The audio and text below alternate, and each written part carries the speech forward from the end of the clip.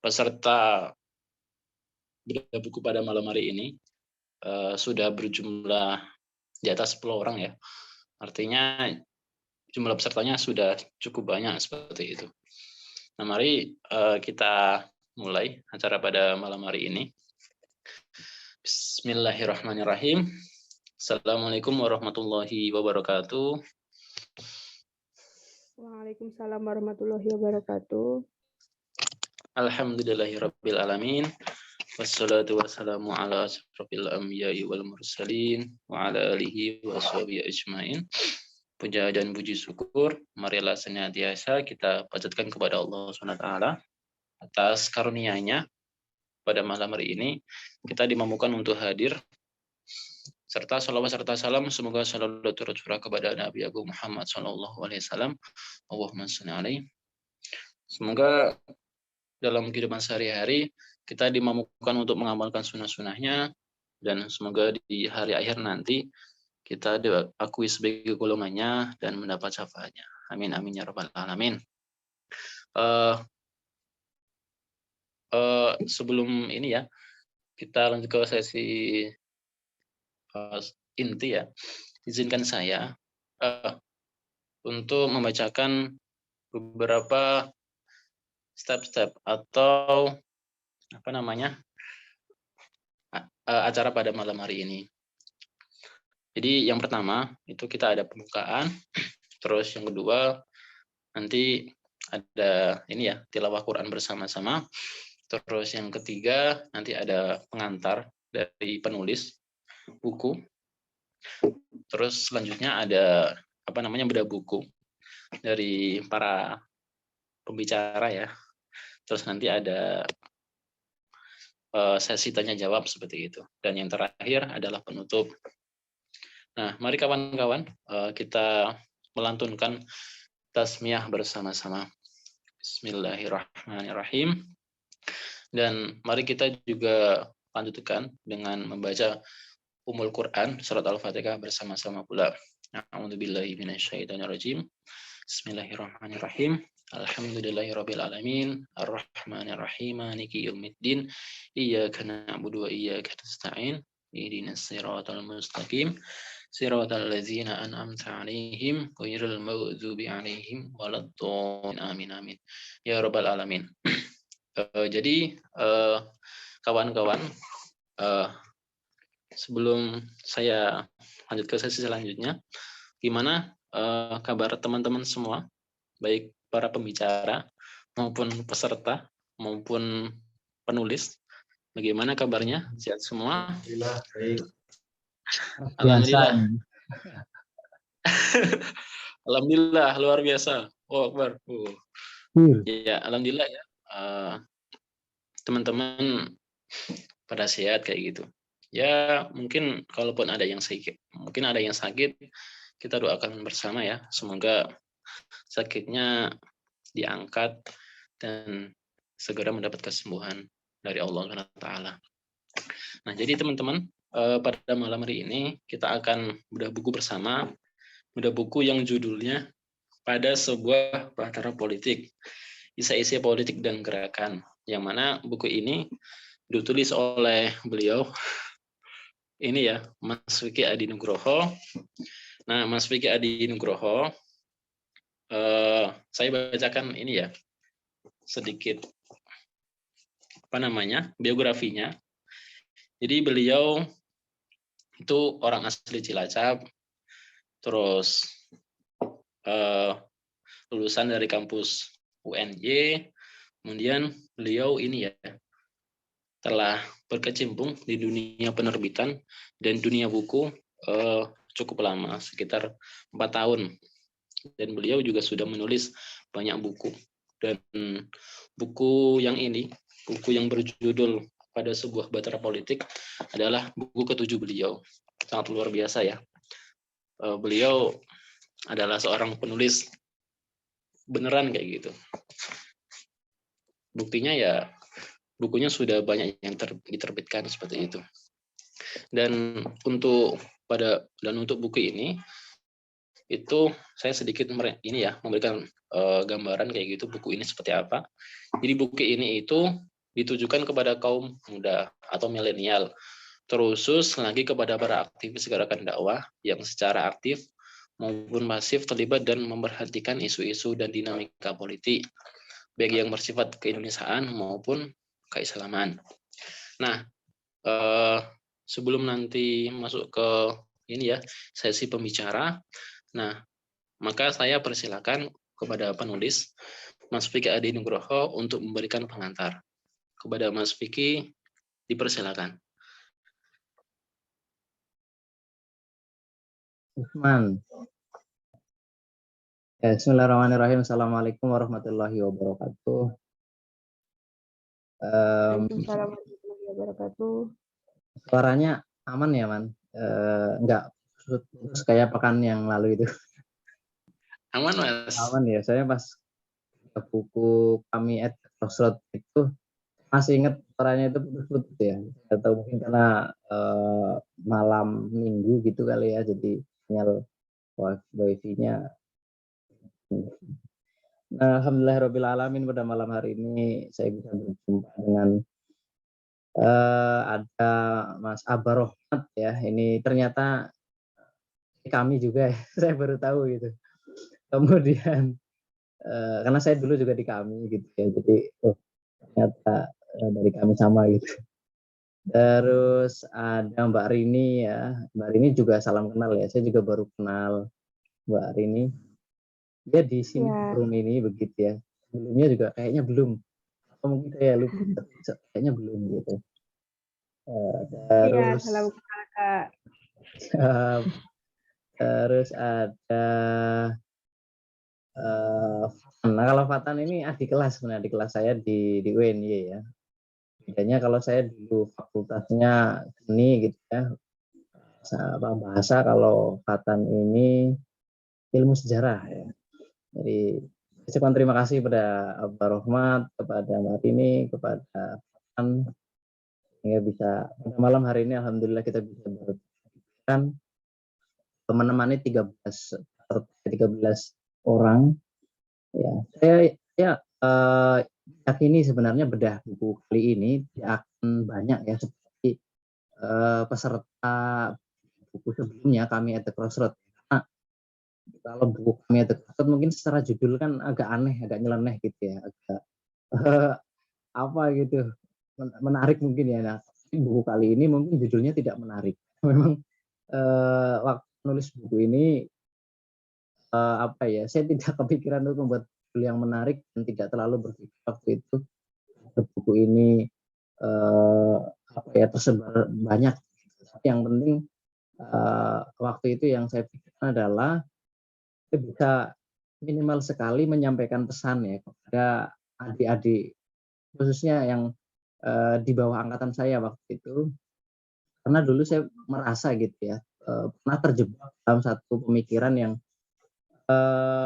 monolitik mungkin bisa dikatakan ya. Satu, kemudian kurang membuka diri, banyak referensi begitu ya dalam tanda petik, sehingga terlalu kaku istilahnya. Seperti saya merasa seperti itu melihat tentang politik Islam ya.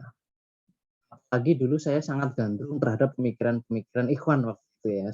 Walaupun sampai sekarang saya masih mengkaji itu, tapi dulu saya sangat sekali, saya merasa begitu. Khususnya dulu saya masih di kami gitu. Ini ada apa ya, ternyata anak kami juga gitu. Terus mungkin di sini juga banyak mungkin anak kami ya itu. Nah, dulu saya merasa saya terlalu kaku di konsep itu. Kemudian perubahan itu terjadi ketika saya ketemu realitas politik. Nah, waktu itu saya masih ingat di SMA. Jadi waktu SMA itu saya sudah berpolitik praktis waktu di SMA.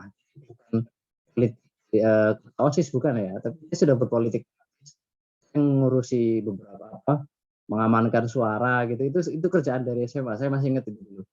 Dan kondisi itu bertahun-tahun gitu ya, sampai pemilu terakhir, 2 kali pemilu terakhir saya tidak ikut mengawal itu, hanya saja mengamati saja, karena di dekat rumah saya, dan beberapa tempat itu kan beberapa dijadikan sebagai basis gitu ya untuk hitungan sebagainya.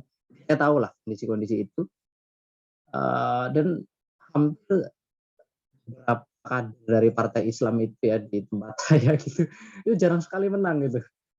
Apalagi Jawa Tengah itu kan basisnya ini ya penguasa saat ini gitu kan. Nah, mungkin Mas Abba punya cerita yang lebih menarik kali ya, dan waktu saya di Solo, apalagi di Solo mungkin lebih inilah kerasa itu. Nah itu di Cilacap itu kan eh, kemudian di tahun terakhir di tahun 2000 ini ya, kemarin Jokowi naik yang terakhir ini, di sana bisa menang begitu. Ternyata kader-kader partai Islam beberapa bisa menang, dan waktu itu kan mengubah strategi, tidak lagi titik idealistik formal. Istilah saya menyebutnya seperti itu ya, tapi melihat realitas, bergerak memakai cara-cara yang dilakukan oleh partai penguasa begitu. Kira begitu. Jadi ada perubahan cara gitu. Saya waktu itu mengerti kondisi ini gitu. Dan itu contoh dari realitas politik kita.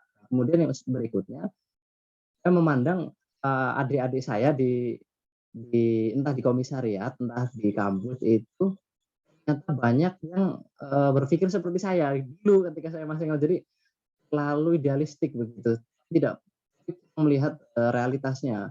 Misal tentang konsep maratibul amal ya, yang mungkin kita kenal gitu, konsep maratibul amal terkait apa namanya internasionalisasi gitu ya, misal itu kan tidak mungkin kita terjemahkan secara refleks untuk hari ini, apalagi kita negara demokrasi dan sebagainya.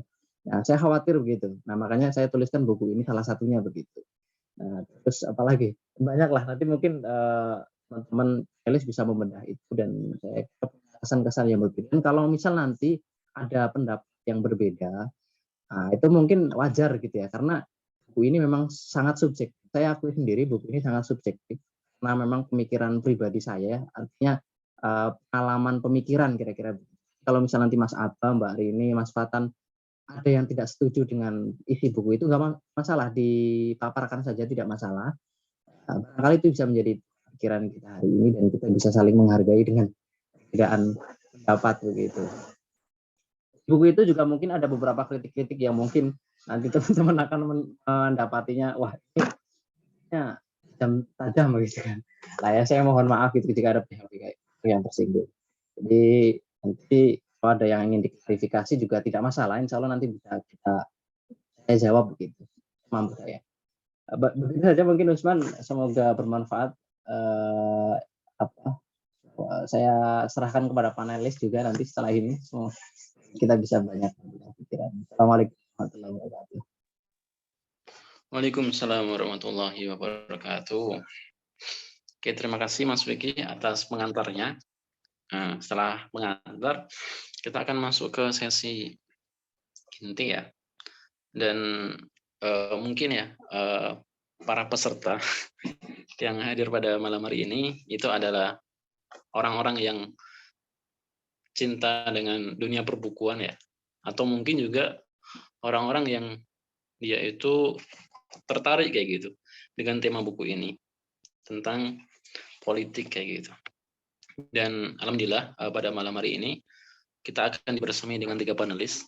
Yang pertama adalah Mas Abba Rohmat, terus yang kedua ada Mbak Rini Tirwijoyo, terus yang ketiga ada Muhammad Fatan Abdurrahman.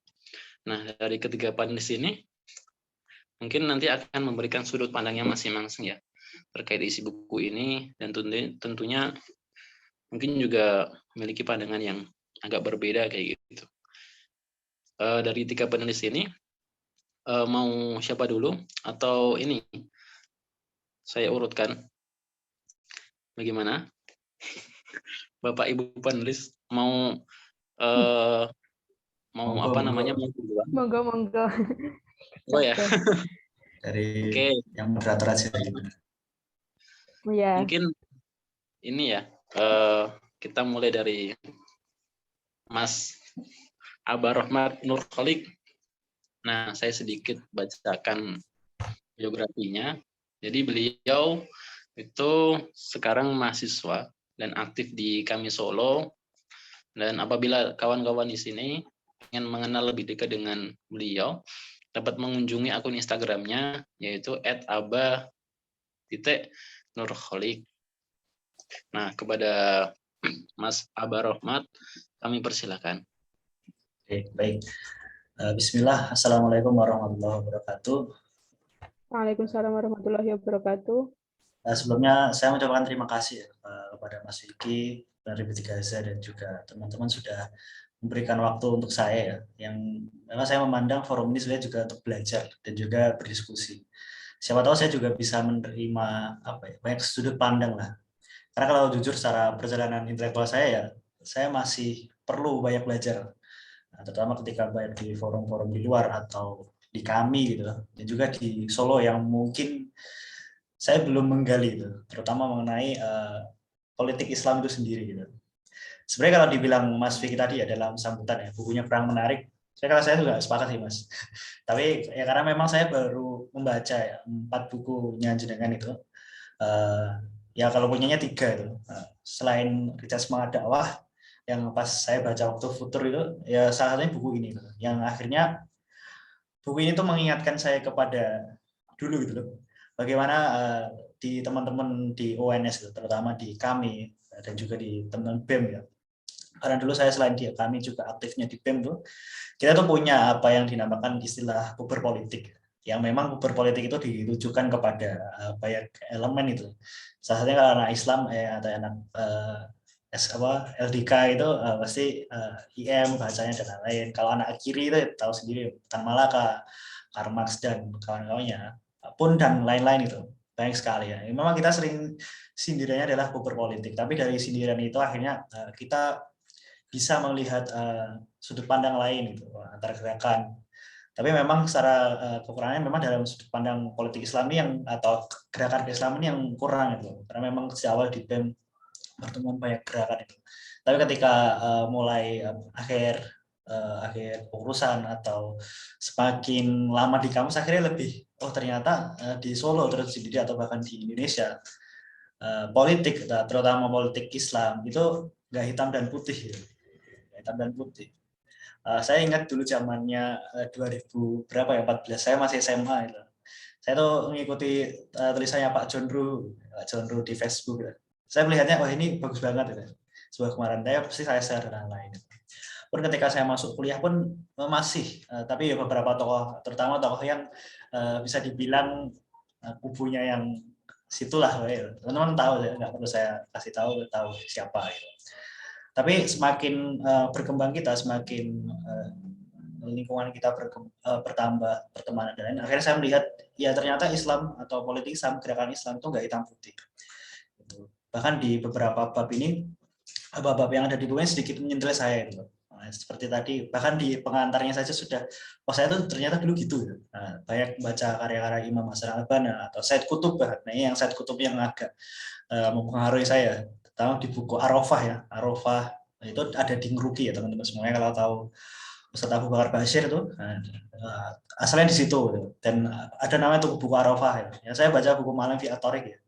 Itu benar-benar menggebu-gebu ya. Tapi ketika sering bisa mau tuh ya nggak sesederhana itu juga. Nah, semakin banyak bab-bab yang menyentil saya, ya, memang banyak diksi-diksi yang cukup menghibur ya. Cukup menghibur ketika pada satu sisi wah saya tuh agak resah dan lain-lain. Terutama soal mimpi itu. Maka saya selalu saya tuh pernah dikritik oleh senior saya bahwa kadang kamu tuh kurang bermimpi gitu, dan juga terlalu putus asa dalam melihat realitas. Apalagi waktu pandemi itu agak ya down lah biasa. Ada juga diksi ya udah tahu katanya saya yang katanya Pak Jokowi yang lumayan terkenal kayak gitu ya. Nah itu teman-teman semua. Nah berbicara tentang politik atau gerakan Islam ya, menyambung dengan buku ini ya, bagaimana kita tuh dalam memandang politik gerakan Islam dan lain-lain itu jangan hitam dan putih. Di sisi lain terkait giroh dari aktivis dakwah kampus ya, terutama yang memang sering tersibuk pemikiran Ikhwan ya. Ustadz Arif Wibowo itu salah satu intelektual Muslim di Solo itu pernah ya mengkritik dalam sebuah kajian worldview Islam bahwa teman-teman dari aktivis dakwah kampus, salah satunya juga UNS karena beliau juga alumni UNS, dia mengkritik bahwa terkadang teman-teman aktivis dakwah kampus ini melihat Ikhwanul Muslimin, Said Qutb, Imam Hasan al-Banna itu dengan sejarah keislaman Indonesia itu berbeda itu. Padahal kalau kita berbicara tentang worldview Islam, Islam dengan segala metodenya, dengan segala alur dan segala jalur pemikirannya, di sisi lain dengan sejarah Islam di Indonesia, itu bukan hal yang berbeda.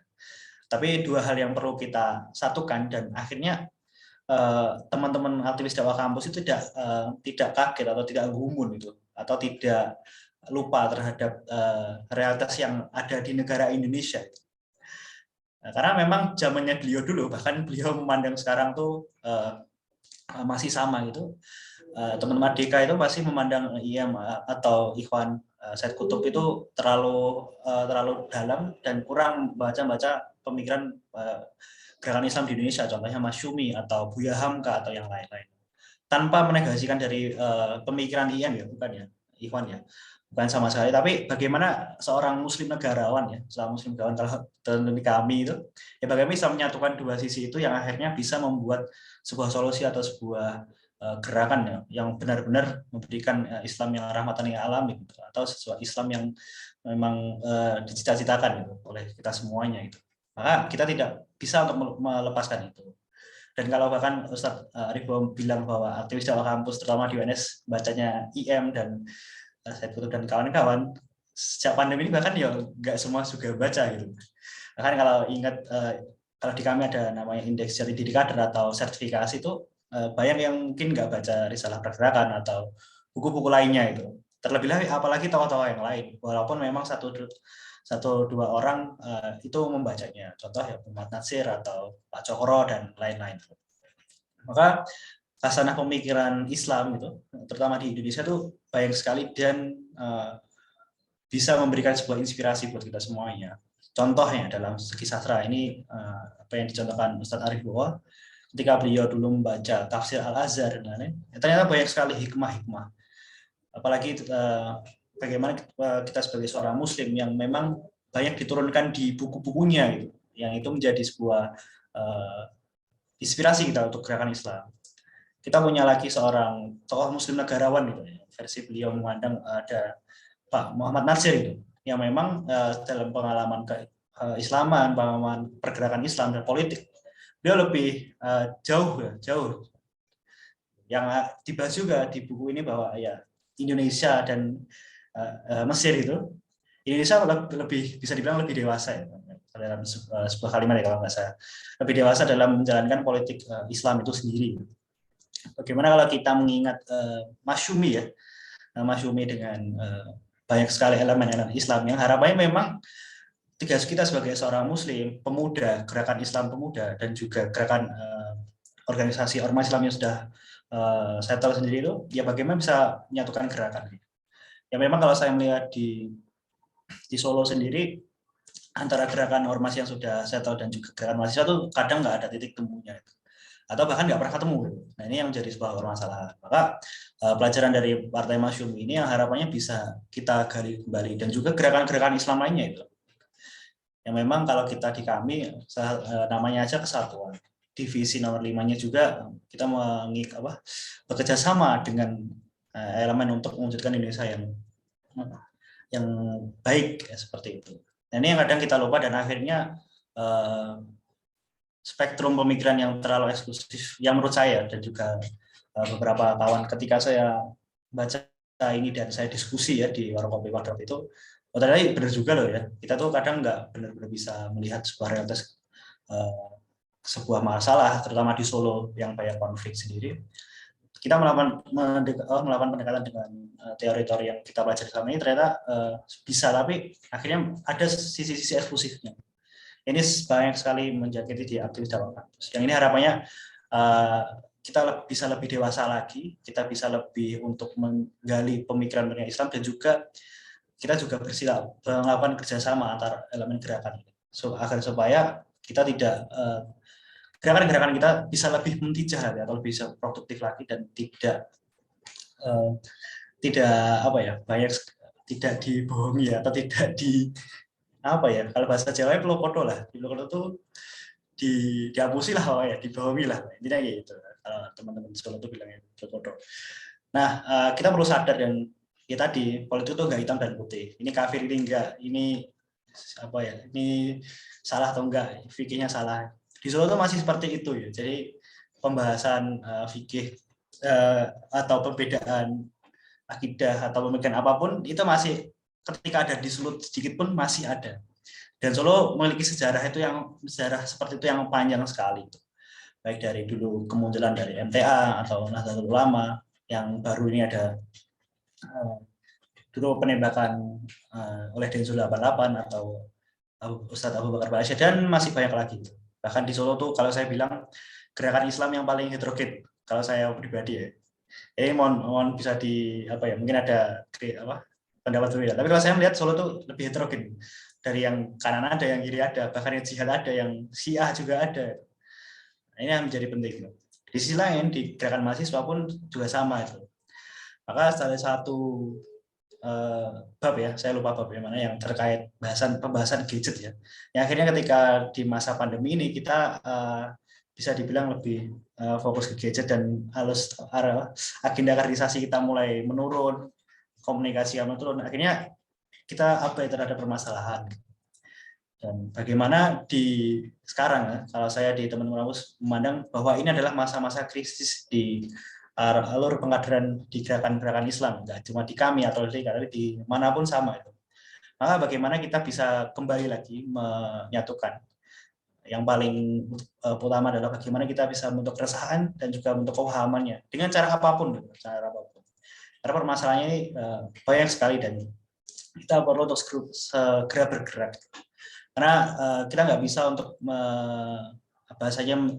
menjaga nih, atau kita nggak bisa menunggu itu ormas-ormas yang sudah settle dan lain-lain itu untuk bergerak. Jangan sampai gerakan mahasiswa ini malah padam. Saya ambil contoh di Solo dulu ketika ada agenda mungkin Palestina itu, teman-teman yang ada di laskar-laskar Islam itu bergerak lebih cepat dibandingkan gerakan mahasiswa ya, terutama kami LDK dan kawan-kawannya itu. Ada juga isu Uyghur dan lain-lain gitu, yang memang ini menjadi sebuah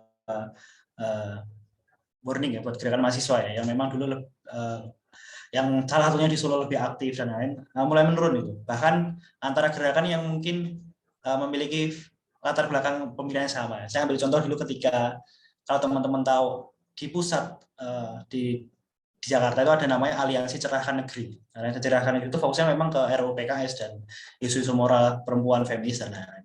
Saya menginisiasi dengan beberapa kawan untuk buat hal serupa gitu di Solo dengan menyatukan di beberapa elemen, ada di teman-teman IPM, IMM, HMI, LDK, kami dan SIT Institute ya. SIT Institute itu semacam kalau di Jogja itu Bentara, tapi SIT Institute lebih ke pemikiran Pak Kunto Wijoyo dibandingkan Setagih Muhammad Alatas. Tapi di kami dan LDK ini enggak, di Fuskomdanya ini enggak akur gitu, enggak nemu. Apalagi teman-teman yang di ekstra lain atau gerakan lain ya. Ini akhirnya tidak terlaksana, tapi bisa bertemu di agenda Solo Peduli Palestina itu pada waktu itu. Itu adalah modal yang cukup. Maka gerakan ini kita perlu untuk sadar ya, terutama terkait Ustadz Arif tadi, bagaimana kita tidak satu pemikiran, tapi juga kita perlu menggali pemikiran lain gitu. Bahkan di Solo tuh banyak sekali tokoh-tokoh, Ki Haji Samanhudi, bahkan ada Ki Ageng Genis ya, nanti teman-teman bisa cek di YouTube, ada Ki Ageng Genis, ada juga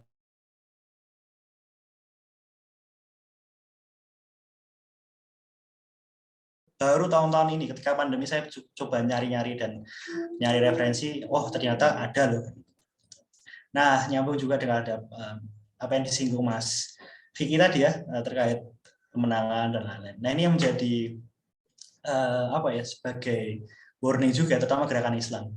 Kalau teman-teman ingat di Solo itu pasti ramai akan isu-isu yang memang sebenarnya kurang fundamental bagi saya. Contoh bentuk salib di depan balai kota kalau teman-teman ingat, atau isu-isu yang sifatnya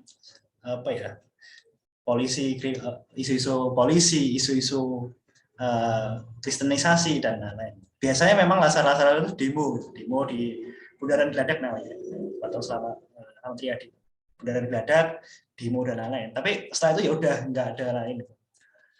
Hanya beberapa gerakan Islam yang memang fokus untuk mengadvokasi, satunya adalah Dewan Dakwah itu. Salah satunya juga Ustadz Aribowo, tapi lebih fokus di daerah Boyolali dan di sekitar Solo, tapi nggak di kota Solonya itu.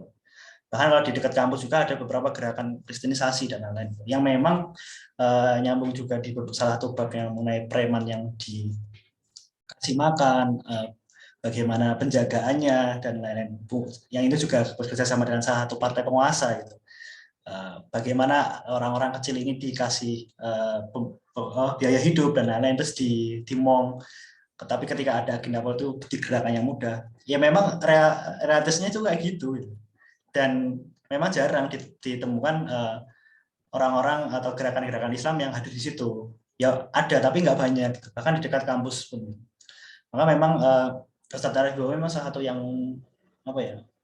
Awal menyerukan isu-isu ini, tapi memang fokusnya lebih di daerahnya beliau di Boyolali dibandingkan di Solo, dan beliau juga menunggu mahasiswa ini gimana dan juga laskar-laskar yang memang sering untuk demo berjilid-jilid gitu, dan lain-lain, bagaimana nih kontribusinya untuk menyelesaikan permasalahan ini yang memang permasalahan selain kristenisasi dan juga kemiskinan dan juga pendidikan. Nah, ini yang penting karena memang kalau di beberapa daerah ketika dulu saya ikut sebuah penelitian itu, ya ada beberapa 2 kelurahan itu yang memang mayoritas orang-orang kafir itu, orang-orang kafir yang di situ memang ada orang yang ngomong bahasa Jawanya, ngomong membinanya dengan memberikan sandang pangan, papan, penghidupan dan banyak hal, tapi ketika ada agenda politik itu enak banget itu.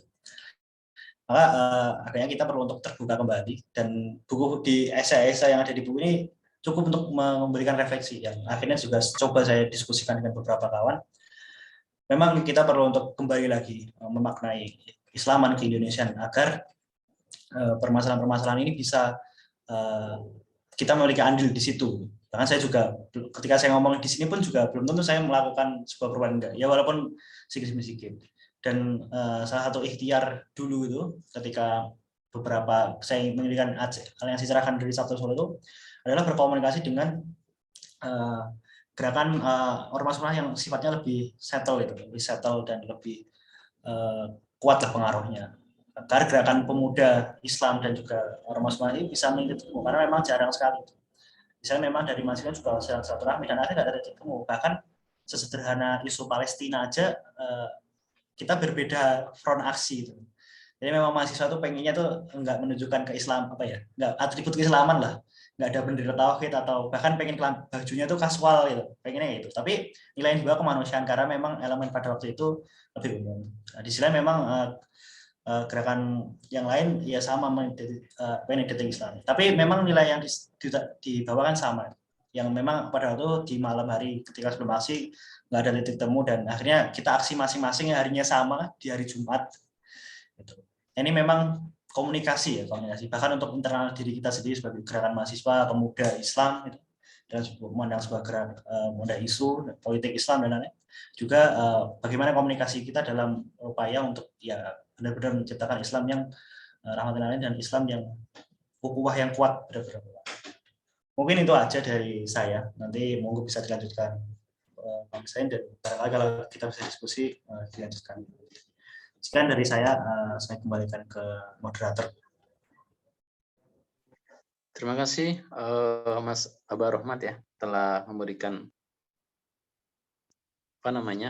bedah bukunya, dan beliau memberikan ini ya pemaparan dari sudut pandang beliau seperti itu sebagai anak pergerakan ya, anak kami Solo seperti itu.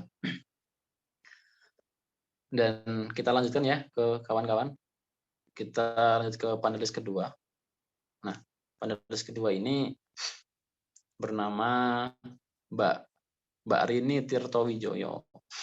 Nah, beliau adalah seorang pengajar biologi di SMA. Nah, jika teman-teman ingin kenal lebih dekat dengan beliau, dapat menghubungi Instagramnya yang beralamat @rini_tirtowijoyo. Kepada Mbak Rini kami persilakan. Sebelumnya, Assalamualaikum warahmatullahi wabarakatuh. Waalaikumsalam warahmatullahi wabarakatuh. Ya, terima kasih kepada Mas Vicky dan moderator yang telah memberikan kesempatan kepada saya untuk membedah buku karya beliau yang Masya Allah sekali ya, luar biasa isi bukunya. Oh ya, sebelumnya kalau Mas Wiki dan teman-teman beberapa di sini ada yang belum kenal sama saya juga adik tingkatnya Mas Wiki ini, tapi beda fakultas saja.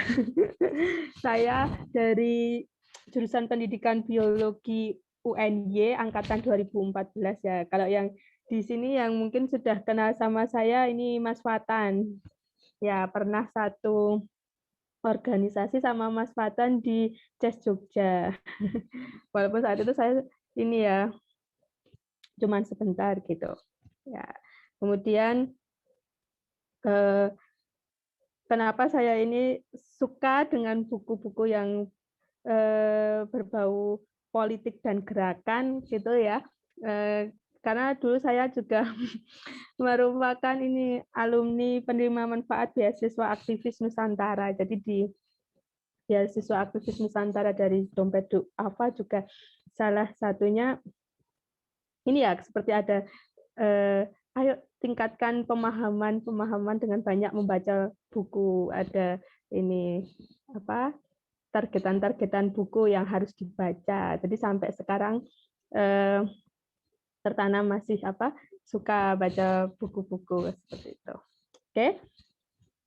Berikutnya di buku sebuah bahtera politik itu tadi udah dipaparkan sangat luas ya oleh Mas Aba ini.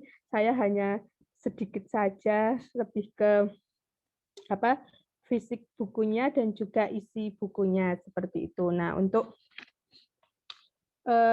tampilan buku, desain bukunya ini cukup ini ya, cerah menarik kayak gitu ya, dengan warna kuning dan warna putih. Kemudian ada gambar perahu kertasnya yang seperti sesuai judulnya ya gitu, sebuah bahtera seperti itu.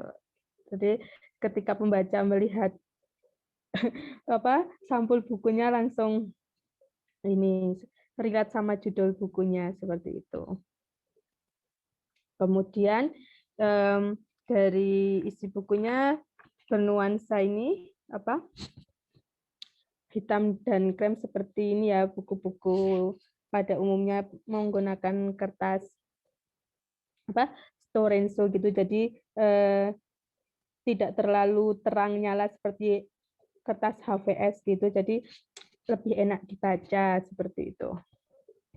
Kemudian dari font type, font size-nya ini juga tulisan dengan isi bukunya itu enak dilihat seperti itu, nyaman untuk dibaca. Kemudian ukuran bukunya juga ini ya cukup mungkin 14 kali 20 cm, tapi tidak terlalu kecil, tidak terlalu besar, sehingga bisa dibawa kemana aja ketika ada waktu-waktu luang, bisa nyuri-nyuri waktu buat membaca buku ini kayak gitu. Kemudian dari segi isi atau dari segi tata bahasanya menggunakan bahasa Indonesia yang baku ya, karena ini sebuah esai baku tapi tidak kaku sehingga enak dibaca, mengalir, mudah dipahami seperti itu. Ya, hemat kata dan juga di situnya ada guyon-guyonnya seperti ya jangan tanya saya gitu. Jadi mencairkan bacaannya seperti itu. Terus kemudian kelebihannya dari buku ini ya hampir tidak ada typo atau salah ketik. Kemudian penggunaan huruf, penulisan, tanda baca itu juga sudah oke.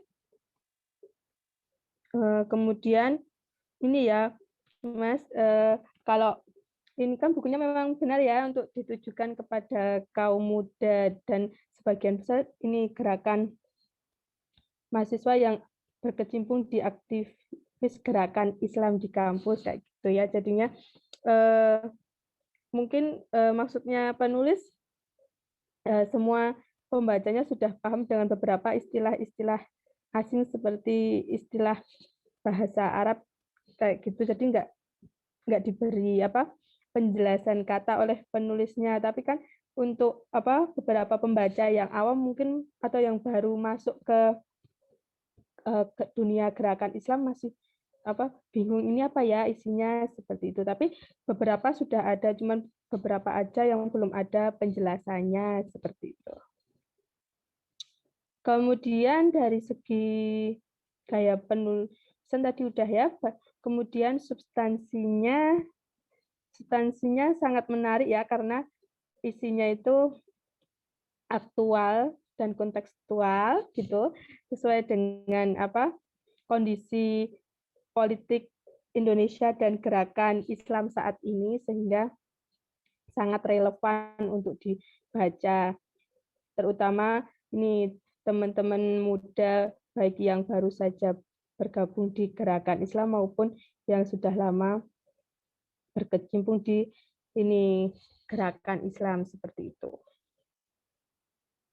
Kemudian kelebihan dari buku ini lainnya juga disampaikan sejarah politik Indonesia dari peran gerakan Islam sebelum kemerdekaan, dari masa-masa Hos Cokro Aminoto hingga peran gerakan Islam hari ini ya, sehingga untuk teman-teman yang masih belum tahu bagaimana sejarah gerakan Islam di Indonesia ini, jadi dapat wawasan baru seperti itu.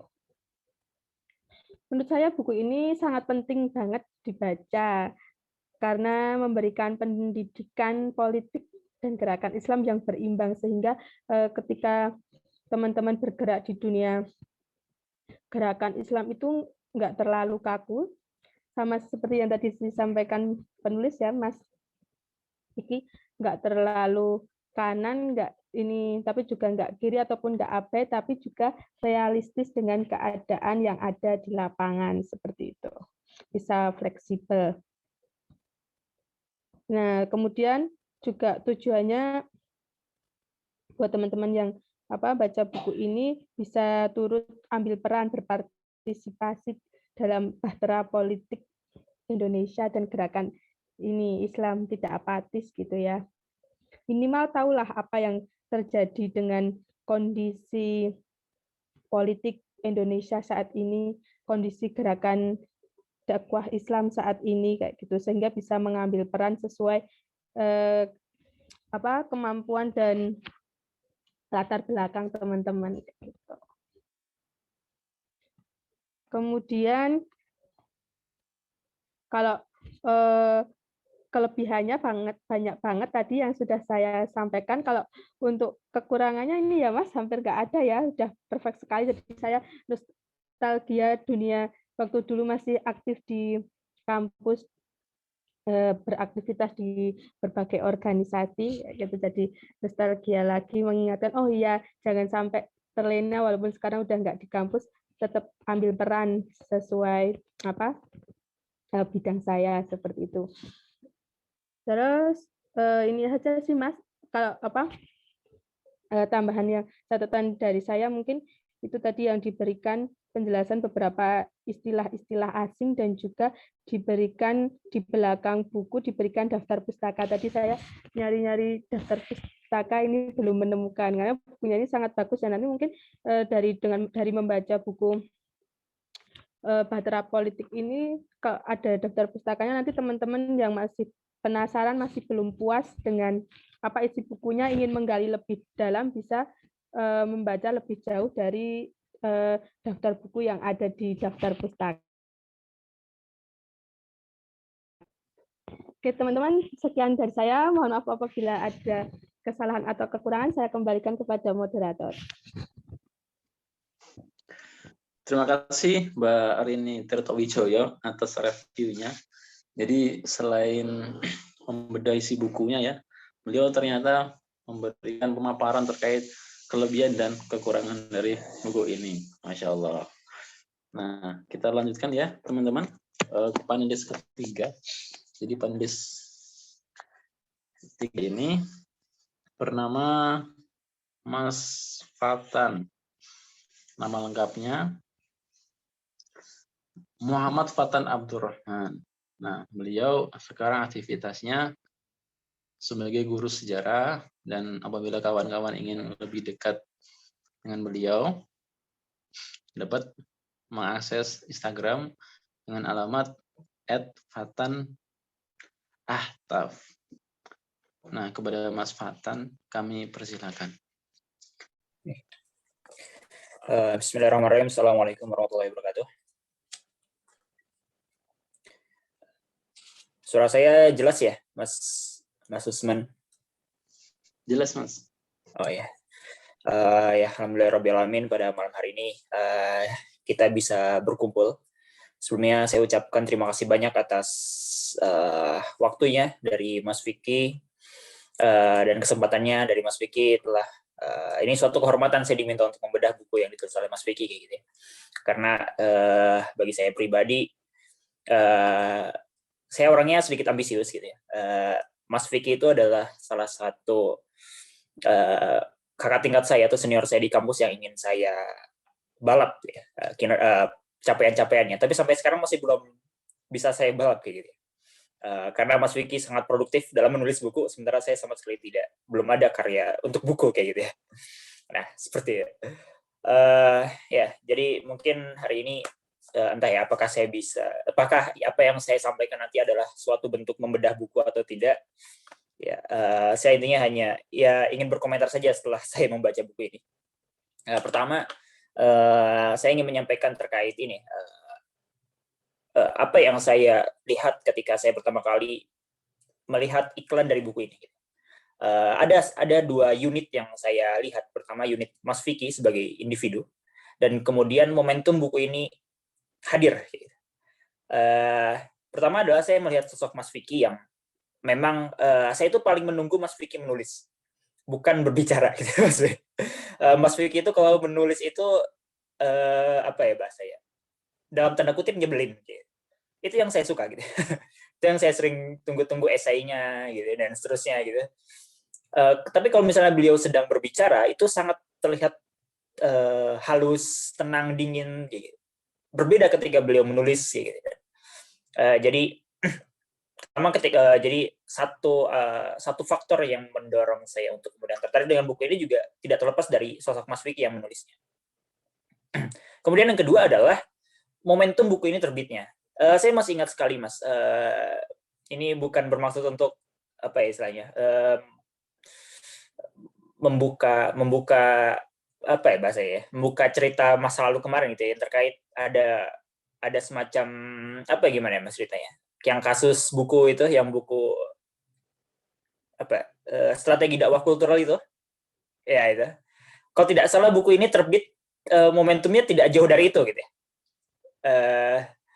Jadi yang dimana buku itu batal untuk terbit, gitu. Yang akibat batalnya itu terduga kuat memang ada pengaruh dari salah satu organisasi politik kayak gitu. Dan kemudian judul buku ini pada sebuah batra politik kayak gitu. Saya tadinya kira ini akan banyak dalam tanda kutip banyak melakukan kritik terhadap organisasi politik tersebut kayak gitu. Jadi ketika saya membaca satu slogannya di awal, mari merenung, berpikir rasional, lalu kembangkan layar. Berpikir rasional gitu. Jadi saya langsung berpikir, wah, ini bagaimana Mas Vicky mengolah emosinya gitu ya, dan kemudian bisa menulisnya secara rasional gitu. Tadi saya berpikir kayak gitu.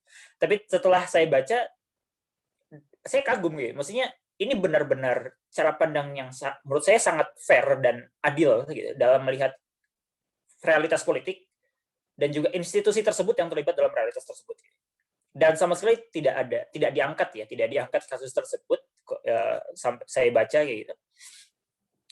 Karena mungkin kalau tidak sepertinya ini di buku ini kumpulan esai beberapa tahun gitu ya Mas gitu ya. Jadi mungkin yang itu belum sempat terangkum di sini gitu ya. Tapi sepertinya kalau masuk itu akan menarik juga Mas gitu. Sebenarnya saya menunggu yang bagian itu gitu. Nah itu. Kemudian di sini saya akan masuk ke poin yang kedua. Tadi saya menyampaikan terkait bagaimana saya melihat buku ini gitu. Kemudian yang kedua adalah ini saya membaca keresahan penulis gitu.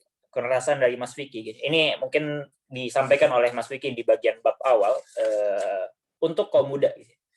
Jadi tadi juga mungkin sebagai pengantar sudah disampaikan oleh Mas Vicky terkait kekhawatiran jatuh dalam titik-titik ekstrim dan juga eksklusivitas. Gitu. Ini adalah keresahan yang disampaikan oleh Mas Vicky atas keresahan yang mungkin beliau lihat sangat besar muncul di kalangan muda, terutama aktivis dakwah kampus kayak gitu ya. Saya kemudian juga mungkin sama seperti Mas Aba, saya berusaha berpikir, maksudnya merenung kembali saya dulu di kampus kayak gini atau enggak gitu ya. Akhirnya saya menemukan, dulu tuh saya kalau di teman-teman aktivis dakwah saya dibilang liberal gitu ya. Tapi kalau di teman-teman kiri saya dibilang konservatif gitu ya. Jadi entah gitu ya. Jadi gimana gitu ya. Jadi ya. Nah, seperti itu. Nah, kemudian Mas Vicky melalui buku ini menjawab kekhawatiran ini dengan cara memberikan kasus-kasus. Jadi Mas Vicky semacam memberikan panduan untuk menjawab masalah-masalah tadi, kekhawatiran di titik ekstrim dan eksklusivitas itu melalui deretan kasus-kasus kayak gitu.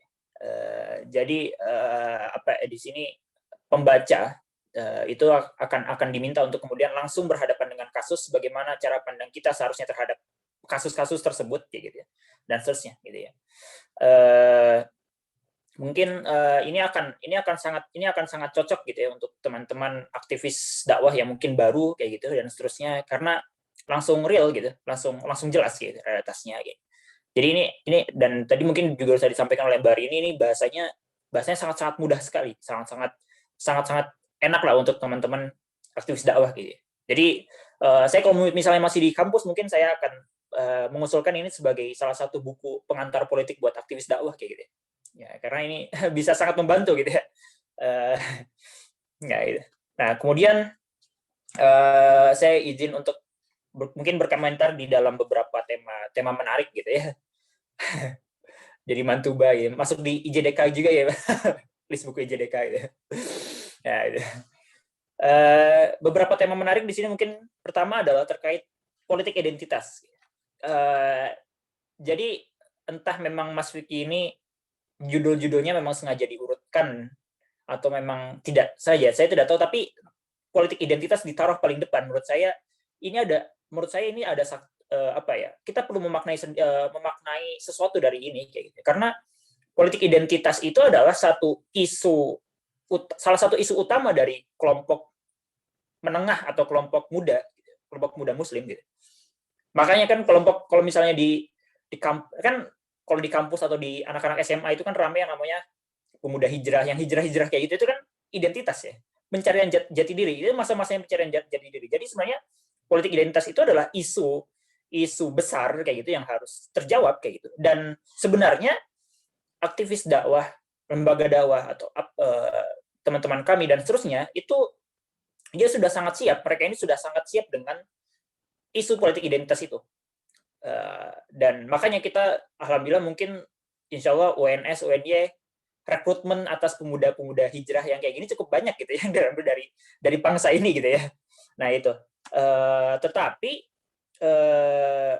yang jadi tantangan kemudian adalah kita semua tahu bahwa ya ini sekali lagi akan juga disalurkan untuk kemudian kebutuhan perjuangan politik kayak gitu. Politik itu membutuhkan kekritisan berpikir. Sementara kalau misalnya hijrah itu kan gimana ya?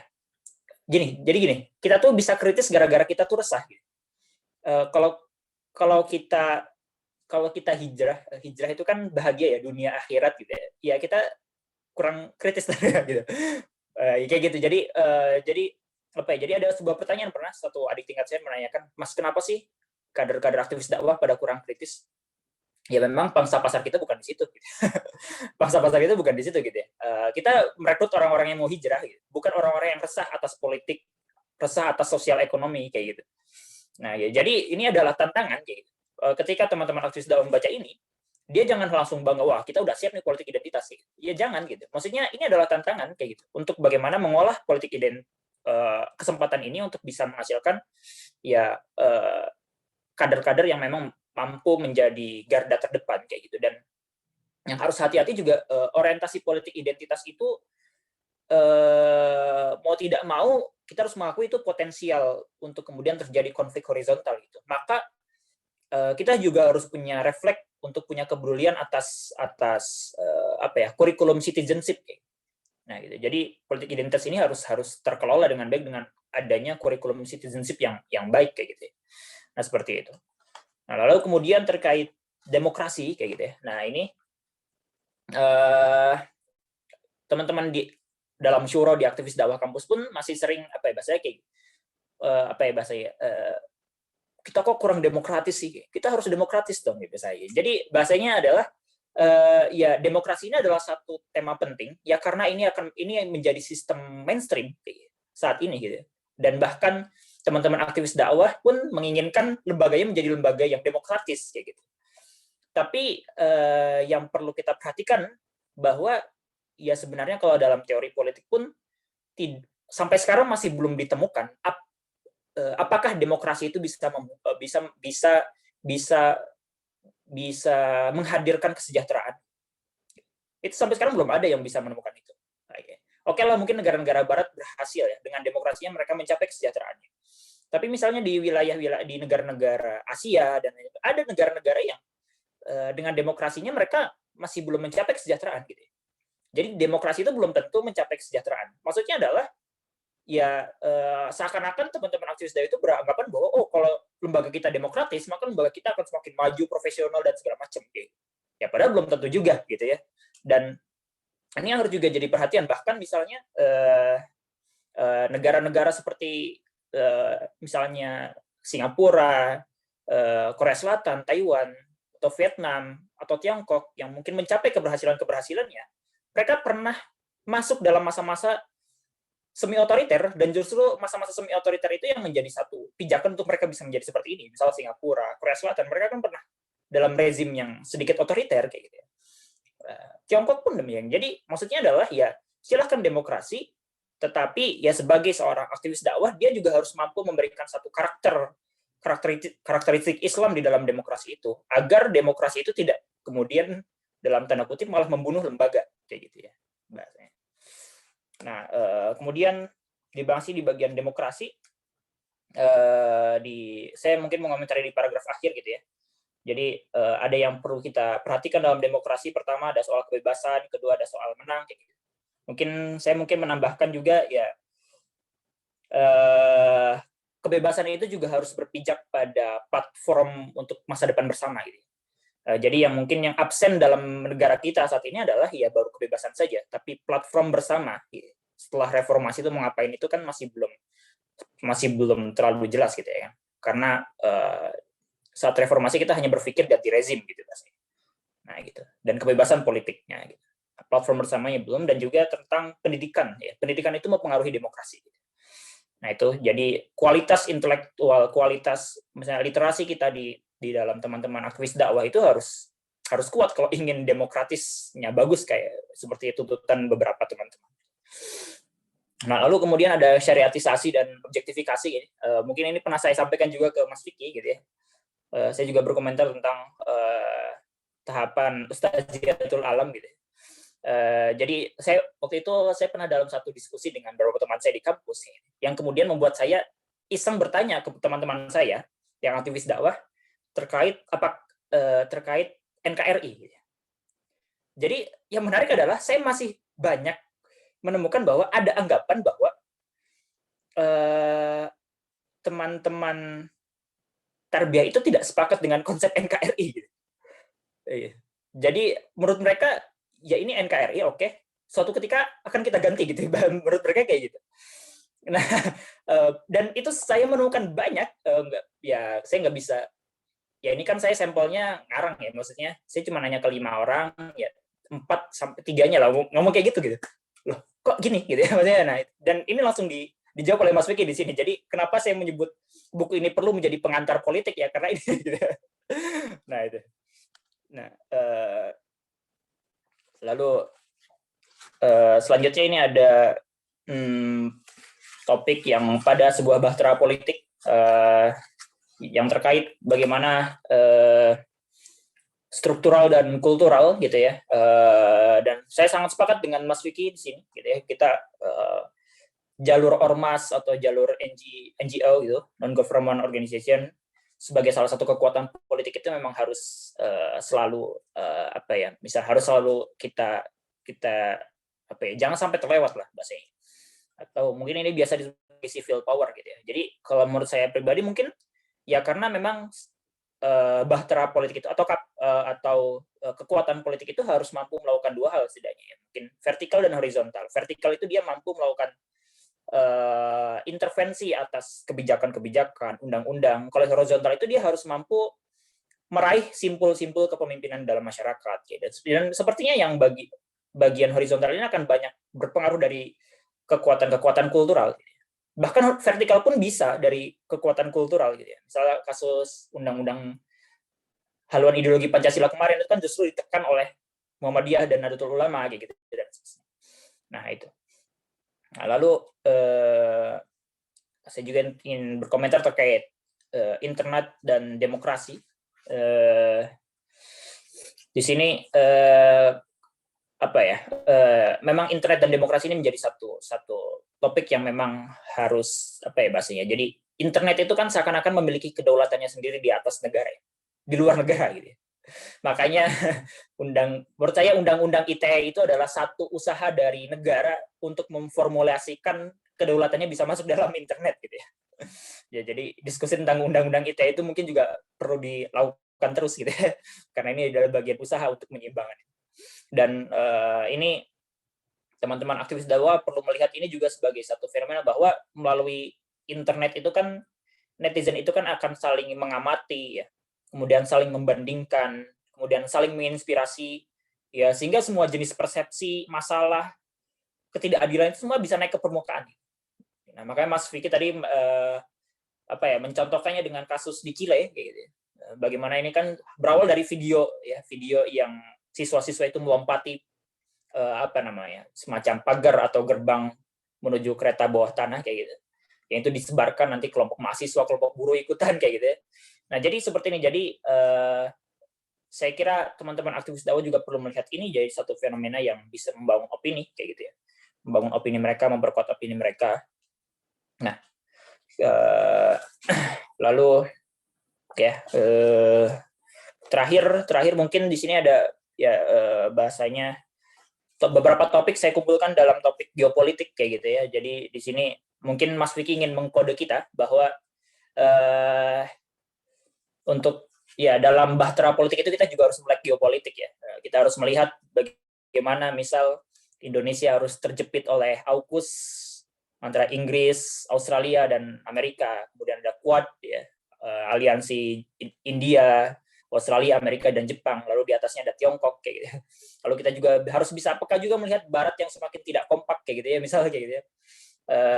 Dan seterusnya. Dan ini harus jadi kita ini harus jadi bagaimana karena kita kan ingin mencapai mustajatul alam bahasanya. Jadi ini harus menjadi satu topik yang memang harus masuk dalam satu perhatian dan diskusi teman-teman aktivis dakwah gitu ya. Dan lalu terakhir ini dari saya, dari buku ini ya, atau mungkin dari buku ini dan dari beberapa buku-buku yang lain ya, saya sangat optimis dengan masa depan gerakan Islam di Indonesia gitu ya. Potensi kita itu ada besar. Kita sebagai negara dengan umat Muslim terbesar di dunia, udah mah terbesar, kita itu moderat juga gitu ya. Pengalaman kita pun banyak seperti disinggung oleh Mas Vicky di buku ini gitu ya. Ya, ini udah modal yang luar biasa gitu ya. Ya, sehingga saya pernah membaca satu artikel dari mana gitu ya, saya lupa. Judulnya itu adalah kurang lebih khilafah itu akan mulai dari Turki bahasanya. Kalau saya tidak sepakat gitu. Menurut saya dari Indonesia atau dari Malaysia saja. Karena Turki itu terlalu banyak kepentingannya ya. Negara yang relatif punya cukup banyak kepentingannya gitu. Mending Indonesia deh. Umat muslimnya banyak, kita moderat dan seterusnya. Nah, mungkin itu saja dari saya. Terima kasih banyak. Mohon maaf apabila ada banyak kesalahan mungkin, dan mungkin ada kata-kata yang mungkin tidak pas atau bagaimana. Terima kasih. Assalamualaikum warahmatullahi wabarakatuh. Waalaikumsalam warahmatullahi wabarakatuh. Baik, terima kasih Mas Watan atas pemaparannya dari bedah buku kali ini. Nah, tadi kan para panelis ini ya telah menyampaikan pemaparannya seperti itu. Nah, setelah ini kita akan lanjutkan dengan sesi diskusi serta sesi ini ya tanya jawab. Nah, bagi kawan-kawan peserta di sini alhamdulillah ya sudah ada penambahan jumlah peserta yang awalnya tadi itu 13 total partisipan. Nah, sekarang sudah ada 15, sudah ada penambahan peserta seperti itu. Nah, bagi kawan-kawan peserta boleh ya minta tanggapannya atau mungkin ingin bertanya, dipersilakan. Bisa lewat mikrofon disampaikan langsung atau lewat kolom chat ya.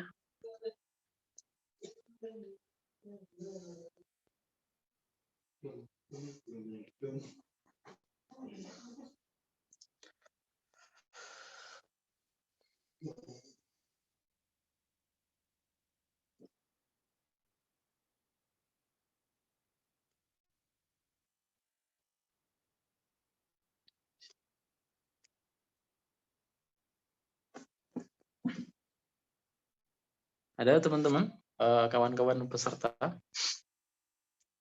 boleh menyampaikan ini gagasannya atau ingin menyampaikan sesuatu, argumentasi mungkin dari penyampaian panelis 3 tadi.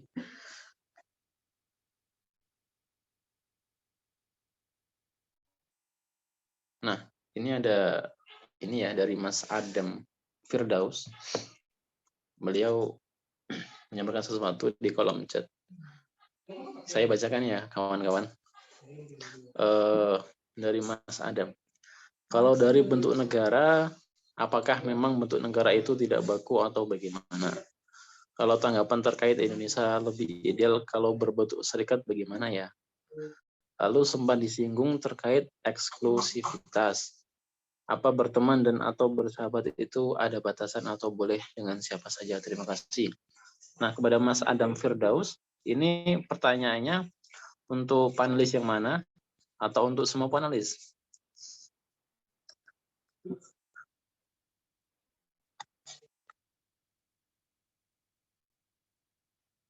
Nah, ini pertanyaannya untuk semua panelis ternyata. Nah, mungkin ini ya, kita langsung tanggapi ya, kawan-kawan panelis. Jadi ada pertanyaan, jadi langsung ditanggapi gitu. Monggo kepada para panelis ditanggapi pertanyaan dari Mas Adam Firdaus. Boleh dari mana? Boleh dari siapa saja ya, nggak harus urut kayak tadi.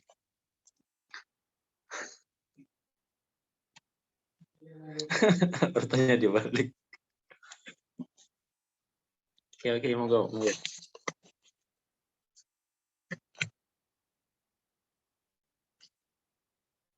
Dari Mbak nih.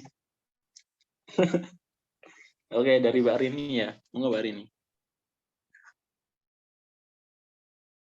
Oke, terima kasih atas pertanyaan yang diberikan. Kalau menurut pendapat saya ya, bentuk negara itu baku atau tidak ya. Kalau sebenarnya bentuk negara itu kok dari pandangan saya itu tidak baku ya. Hanya saja kalau di Indonesia ini kan oleh pendiri-pendiri bangsa ini sudah disepakati di pembukaan undang-undang bahwa bentuk negara Indonesia ini adalah negara kesatuan republik gitu. Jadi mungkin kalau bisa diubah itu nanti akan bisa mengubah banyak hal dan bisa memecah mecah belah negara Indonesia ini kayak gitu. Kemudian kalau bentuk Indonesia Serikat, kalau menurut saya kurang setuju kalau bentuk negara Indonesia ini bentuk negara Indonesia Serikat. Karena apa? Karena kalau dengan bentuk serikat itu nantinya akan mudah dipecah belah oleh bangsa lain, apalagi mengingat kekayaan alam di Indonesia itu sangat banyak ya, sangat melimpah dan menjadi incaran berbagai negara-negara tetangga maupun negara maju. Jadi kalau dibikin serikat itu semakin mudah untuk pecah belah seperti itu. Kemudian yang soal eksklusivitas. Nah, kalau eksklusivitas yang bisa bersahabat dengan siapa saja, kalau menurut saya kalau ini ya berteman kalau secara umumnya ya memang kita bisa bersahabat dengan siapa saja. Tapi kalau untuk mendekatkan kita kan setiap orang punya fokus di bidang tertentu, misalnya termasuk di dalam gerakan kayak gitu ya. Kalau bisa sih bersahabat kalau yang untuk teman dekat kayak itu ya dengan yang satu frekuensi, dengan kita satu arah, misalnya satu gerakan agar untuk menjaga lingkaran kita. Jadi ketika kita itu kan kadang ada di posisi naik turun, kemudian kalau kita berteman atau bersahabat dengan teman-teman yang satu lingkaran itu lebih terjaga, tidak mudah terwarnai seperti itu. Tapi kalau berteman untuk memperluas sudut pandang, menambah wawasan, menambah ilmu ya berteman dengan siapa aja. Tapi kalau sahabat ya ini yang satu lingkaran, satu frekuensi gitu. Oke, terima kasih. Baik, terima kasih Mbak Rini. Nah, lanjut ya ke panelis yang lain. Mas Fatan ya, monggo Mas diberikan tanggapannya Mas. Oh ya, pertama, kalau dari bentuk negara, apakah memang bentuk negara itu tidak baku atau bagaimana? Ya, saya kira bentuk negara itu memang tidak baku ya. Misalnya dari Indonesia sendiri kan juga sudah mengalami beberapa perubahan ya. Kita sempat menjadi serikat, sempat menjadi kesatuan seperti itu. Dan bisa jadi juga nanti suatu ketika akan muncul satu ide lagi apa, nggak tahu gitu ya. Dan memang dalam sejarahnya negara itu memang ya konsep negara itu selalu berkembang.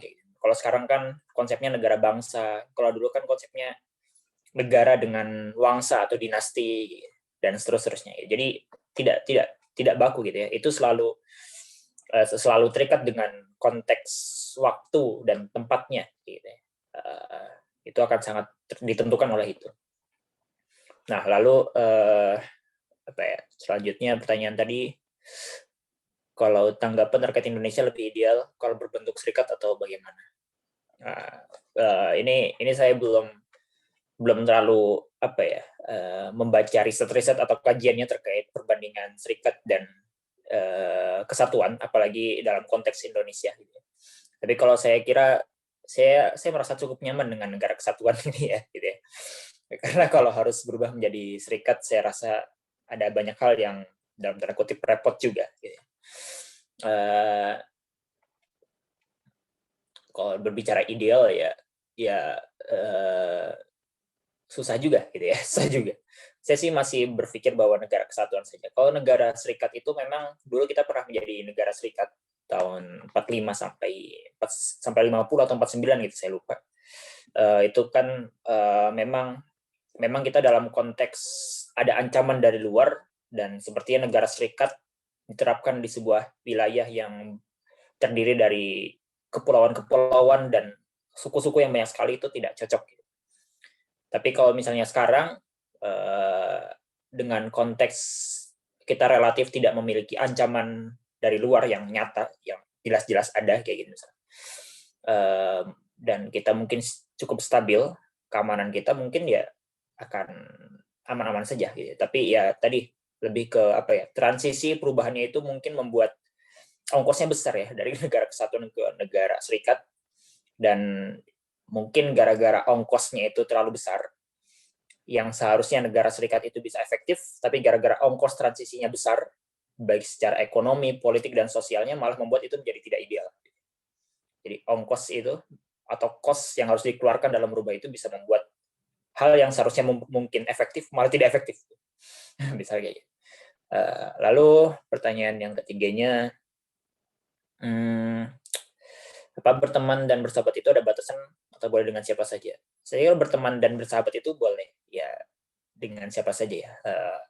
Teman saya juga dari mana-mana gitu ya. Tapi mungkin saya juga seperti Mbak Rini gitu ya. Insting kita sebagai manusia kan biasa memilih teman yang memang nyaman ya, sefrekuensi. Gitu. Mau tidak mau itu insting manusia. Gitu. Jadi ya saya punya banyak teman, tapi ya saya kalau ngobrol secara dalam dan seterusnya ya paling sama teman-teman yang satu frekuensi, yang satu ideologi dan seterusnya. Nah, seperti itu. Kalau yang lainnya cuma buat ya main-main aja, bercanda-bercanda, kayak gitu ya. Jadi ya santai saja. Kalau dari saya kayak gitu.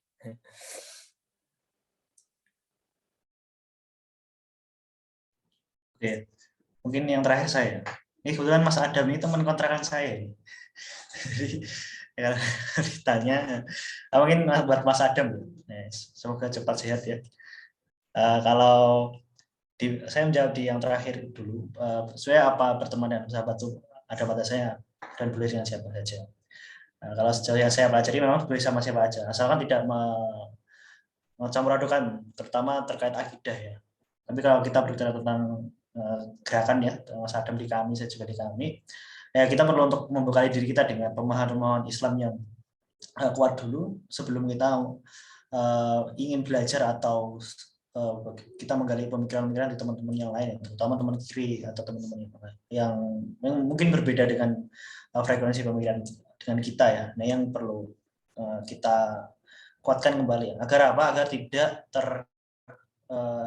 terbawa arus gitu. Yang memang dia Mas Adam dan saya sama-sama tahu banyak teman-teman kita yang akhirnya berpindah haluan itu dari yang sifatnya kita, tapi akhirnya ke kiri-kirian atau apa yang ini menjadi autokritik ya buat kita bersama.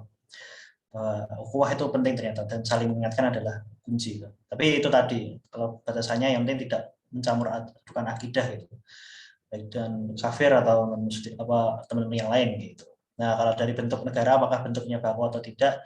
Ya sebenarnya kalau saya mengambil pendapat dari Mas Edgar Hamas ya, terutama kalau berbicara tentang Islam Indonesia dan sebagainya, kita perlu untuk melihat sejarah. Nanti ini Mas Fatan juga yang lebih ahli sejarah. Nanti mohon maaf kalau salah saya dikoreksi. Gitu. Nah kalau kita berbicara tentang sejarah, terutama untuk umat Islam itu ada 3 fase ya. Fase bahwa Islam itu pertama memegang teguh Islam itu sendiri, yang kedua itu jatuh bangun, dan yang ketiga ini jauh terhadap Islam. Gitu. Nah kalau untuk konteks keindonesiaan, kalau saya memandang bahwa hari ini memang lebih cocok gitu, lebih cocok dengan negara kesatuan itu. Yang ini juga nyambung ke serikat ya. Kenapa negara kesatuan? Akhirnya akses-aksesnya bisa lebih mudah. Yang mungkin kalau dalam sebuah dulu kalau nggak salah teman BEM UNS ya, itu diskusi mengenai bentuk negara dan lain-lain itu. Nah, serikat itu lebih ribet secara administrasi ya. Ya barangkali mungkin ketika misal kami ini bikin komisariat baru atau mungkin lembaga bikin komisariat baru di tempat itu administrasi mungkin berbeda ya. Sesederhananya kayak gitu. Ini dulu banget lah diskusi kayak itu terkait administrasi karena bergantung pada konsep negaranya itu sendiri. Tapi kalau saya sekarang negara itu lebih mudah dan kembali lagi kalau kita berbicara tentang keislaman atau Indonesia Muslim sendiri, kembali lagi sejarah juga, itu akhirnya tergantung bagaimana umat Muslim itu benar-benar menjaga agamanya atau berpegang teguh terhadap agamanya. Kita melihat zamannya, bahkan ketika akhir zaman Ali bin Abi Thalib pun juga banyak orang-orang munafik atau orang-orang waris atau mungkin sama aristokrasi Islam, khilafah dan lain-lain, ya itu pemerintahnya Islam, tapi apakah di dalam masyarakatnya untuk Islam ya kita tahu bahwa ya banyak sekali kekurangan-kekurangannya, bahkan tertulis di model kebangkitan umat Islam atau beberapa literatur dan lain-lain itu banyak sekali. Maka yang penting adalah bagaimana umat Islam itu memegangnya dan di kondisi apapun, insya Allah kita bisa untuk benar-benar kuat dalam ukhuwah Islamnya dan negara apapun asalkan orang Islamnya berpegang teguh terhadap agama ya bakal jadi rahmatan lil alamin ya. Mungkin seperti itu Mas Adam ya. Tapi nanti kalau kita ketemu kos ya jawab saya khilafah Islam ya. Enggak bercanda itu. Itu Mas Adam. Oke, terima kasih kepada 3 panelis ya yang telah memberikan jawabannya. Kepada Mas Adam Firdaus. Oke, tanggapannya baik, terima kasih tanggapannya. Lanjut ya ke penanya selanjutnya. Ada tadi ini ya, Mbak Rian Amani ya, mention ya. Gimana Mbak Rian Amani? Iya. Tapi mau nanya sama Kak Piki. Boleh? Oh, Mas Wiki. Boleh dong. Oke. Sebenarnya ini pertanyaan diskusi dahulu sih. Kalau nggak salah pas diskusi buku tentang ulama membaca gitu loh. Cara ulama gila membaca atau gimana ya? Itu lupa lagi judulnya. Nah, di diskusi sana kan banyak diceritakan tokoh-tokoh yang membacanya itu sangat banyak, terutama di kalangan laki-laki. Nah, dulu tuh saya mau tanya, kalau di kalangan perempuannya siapa ya orang yang paling giat banget dalam membaca gitu? Kalau nggak di kalangan sahabiah, ya nggak apa-apa sih di kalangan pahlawan Islam juga, di Indonesia juga nggak apa-apa. Pengen tahu aja, pengen cari tahu gitu. Kalau dari perempuan, siapa sih yang paling suka banget sama buku? Gitu, Mas. Makasih. Oke, Mbak Rian. Mas Vicky? Oh iya man, iya habis dari ini soalnya. Baru tadi denger sedikit di bagian belakang pertanyaannya, karena kebetulan ini ada tamu sih, ada orang sebentar. Iya, baca ya. Sama perempuan ya. Selama perempuan, apa namanya? Membaca dengan perempuan, ulama perempuan gitu ya. Dari pertanyaannya Rian Amani gitu ya. Ingat saya di akhir. Enggak, Man? Iya, Mas. Pertanyaan tentang ini apa?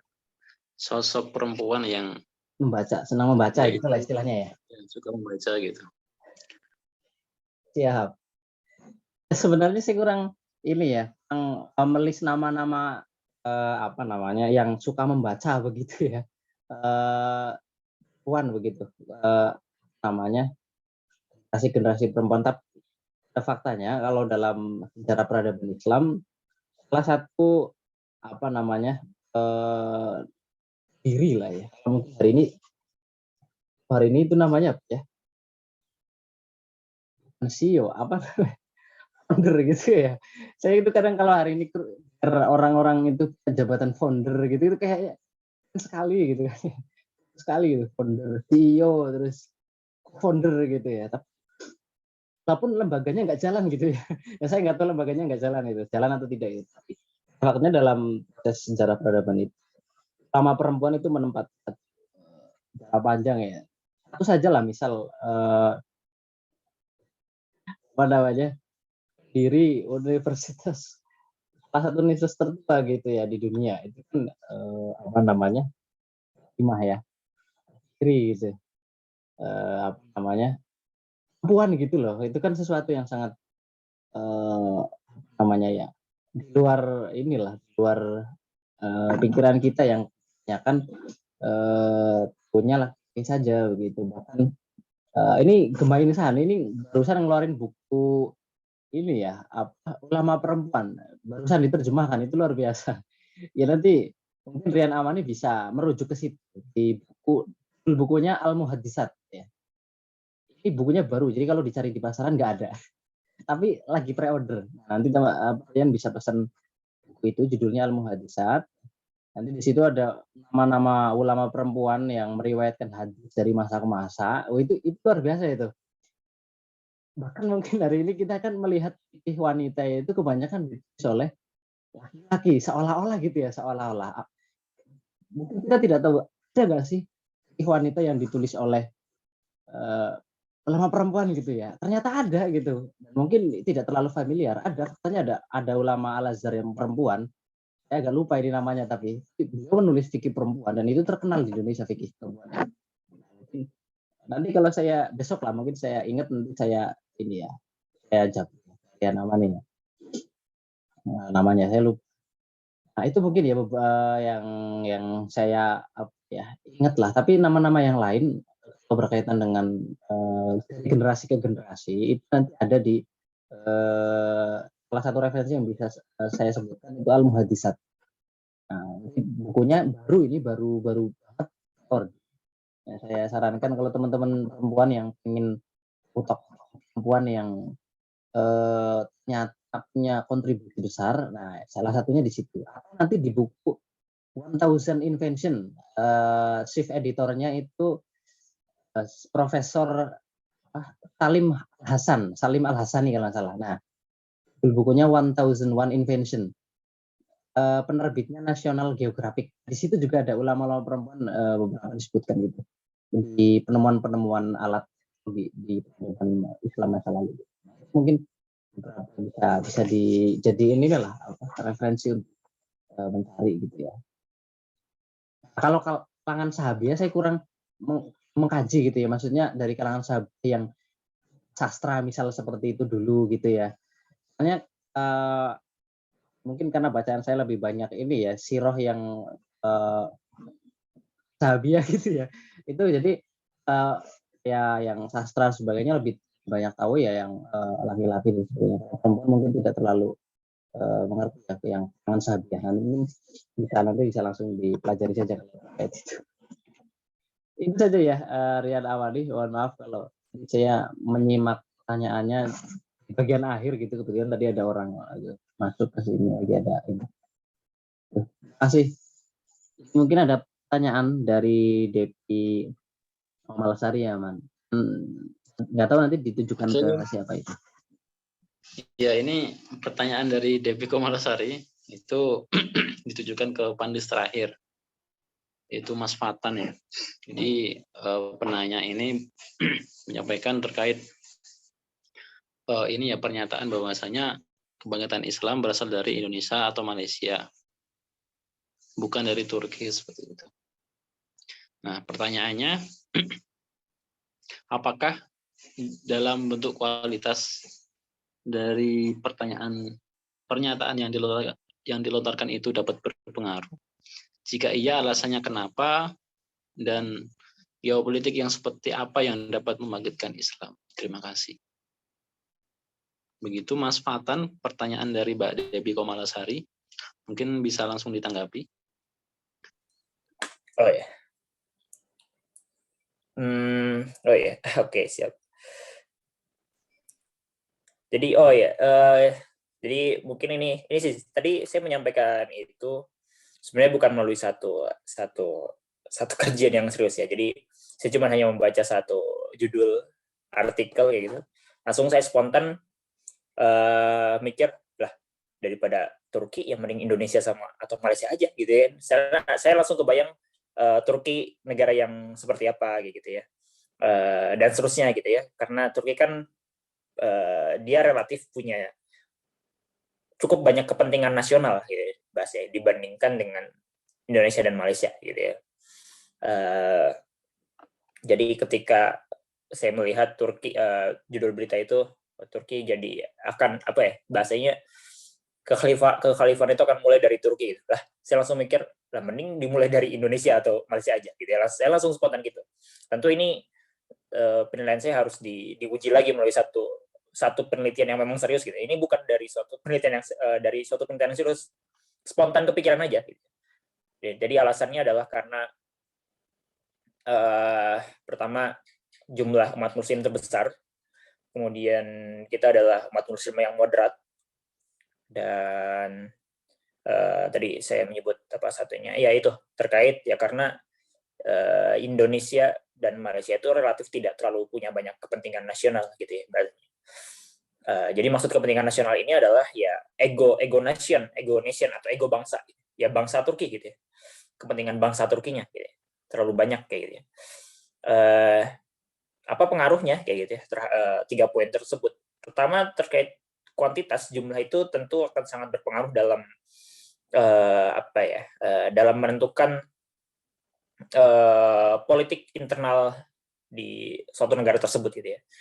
Sebagai negara dengan jumlah populasi muslim terbesar, tentu produk-produk politik di dalam negerinya ya harus memenuhi atau mengakomodir dari mayoritas tersebut kayak gitu.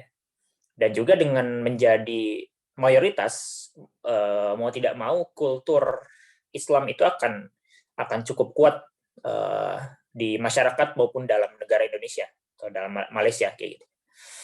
Nah, itu jadi dia sebelum dia sudah punya satu kekokohan dulu kayak gitu. Terus kemudian yang kedua ya kita moderat gitu ya. Umat Muslim Indonesia itu moderat sehingga dalam tanda kutip menyatukan umat Muslim di seluruh dunia itu mungkin akan lebih mudah gitu ya. Bahkan ulama-ulama Indonesia itu banyak diundang dalam pertikaian Taliban dengan pemerintah Afghanistan kayak gitu. Bahkan Taliban pernah sampai datang ke Indonesia dan seterusnya gitu ya. Karena cara pandang kita moderat gitu. Cara pandang umat Muslim Indonesia itu moderat sehingga menurut saya itu lebih cocok gitu ya. Kemudian yang ketiga adalah ya tadi Turki itu kepentingan nasionalnya itu terlalu banyak gitu ya. Dia sebagai salah satu negara yang diperhitungkan di kawasan dan apalagi ya dia bergabung dengan NATO gitu. Dia juga dia ikut terlibat juga dalam konflik di Syria misalnya gitu. Konflik di Libya gitu. Nah, seperti itu. Ya apa ya bahasanya ya, ini negara kok repot-repot banget ya bahasanya ya nggak apa-apa gitu ya, cuman gimana ya, jadi saya melihat ini lebih kepada kepentingan nation itu bangsa ya, kepentingan bangsa Turkinya gitu. Terkait kepentingan Israel mungkin iya juga ada di situ, tapi ya apa ya, entah mungkin karena saya terlalu mudah skeptis dengan politisi dan segala macam, mungkin seperti itu. Tapi mungkin ini argumen saya juga mungkin salah juga ya, karena ini Indonesia mungkin diem-diem aja, Malaysia diem-diem aja, ya bagaimana mungkin memimpin kayak gitu ya, kalau diem-diem aja misalnya. Ya itu hanya seorang, ya penilaian saya sebagai seorang ya yang awam kayak gitu ya, yang tidak melalui satu kajian yang serius ya, yang hanya tiba-tiba kepikir aja gitu. Ya jadi kayak gitu. Itu dari saya. Lalu tadi yang geopolitik itu susah ya, itu sangat kontekstual banget. Dan geopolitik yang seperti apa yang dapat membangkitkan Islam? Ya sebenarnya kalau menurut saya Islam jangan pasrah dengan geopolitik. Kita yang harus mengkondisikan geopolitik itu kalau bisa gitu. Karena kita harus sebagai subjek geopolitik bukan sebagai objek kayak gitu. Dan kalau misalnya bahasanya geopolitik apa yang kemudian membangkitkan Islam, sekarang kita sedang menunggu geopolitik itu menentukan. Ya boleh seperti itu, tapi ya harus kita sadari kita jangan pasrah dengan realitas. Kita harus punya mentalitas untuk yang membuat realitas itu atau geopolitik itu bisa berpihak pada kita. Nah, itu sih, lebih ke situ sih saya. Baik, terima kasih Mas Fatan atas pertanyaan dari Mbak Depi Komalasari. Dan ini ada satu pertanyaan, mungkin ini pertanyaan terakhir ya bagi para panelis. Dan ini memang pertanyaannya, dan ini pertanyaannya ditujukan untuk semua panelis. Jadi apa yang dapat menggambarkan kondisi politik di Indonesia hari ini di tengah konsentrasi politik yang semakin menggeliat? Mungkin bisa dijelaskan secara singkat mengenai 3 kata yang dipilih tersebut. Terima kasih. Monggo kepada panelis untuk dapat ditanggapi dari pertanyaan dari Mbak Zahra tadi. Mungkin bisa dari Mas Aba ya. Oke. Kalau 3 ya. Pertama ngawur ya. Kenapa ngawur? Karena ya langkahi konstitusi ya, itu yang sedang ramai di Twitter. Nanti ya, bisa ditanya di Twitter aja. Kedua buruk ya. Buruk dalamnya adalah gagasan. Saya tidak banyak melihat politik di Indonesia atau dalam segi politik kan jelas partai menjadi aktornya itu. Saya belum lihat gagasan-gagasannya itu. Dalam hal ini mau menggambarkan Indonesia tuh gimana sih gitu, atau menyelesaikan masalah-masalah ini apa sih gitu. Di situ.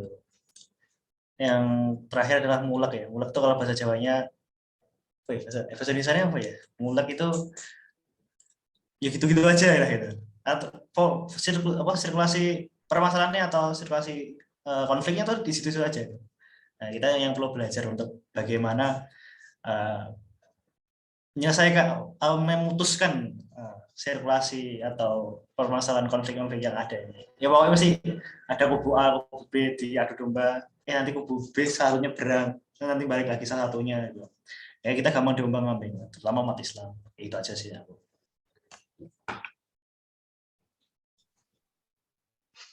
Ada 3 Siap, ya? terima kasih Mas Abah Rahmat. Udah ya Mas ya? Atau mau ada tambahan Mas?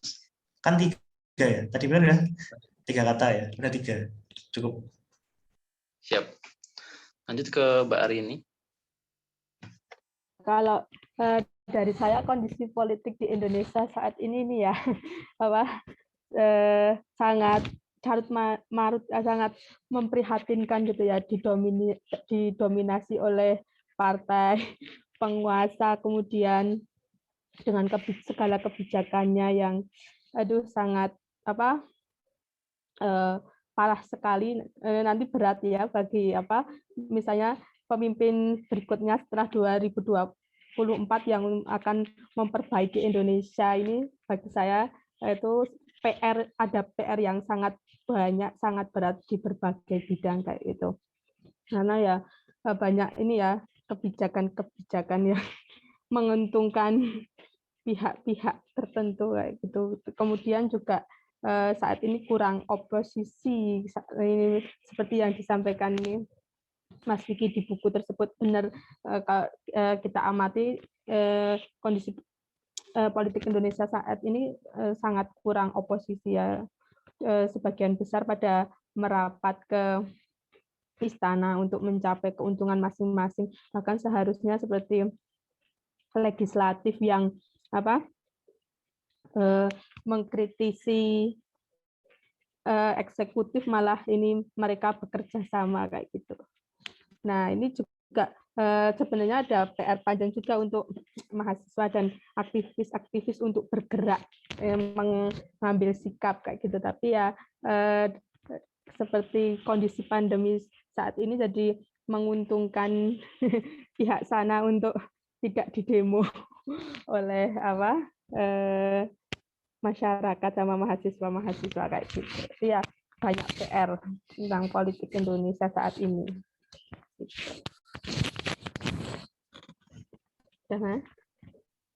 Siap Mbak Arini. Lanjut ke Mas Fatan. Ya. Kalau menurut saya, pertama adalah kebebasan. Ya, ini kebebasan itu bukan berarti bagus ya.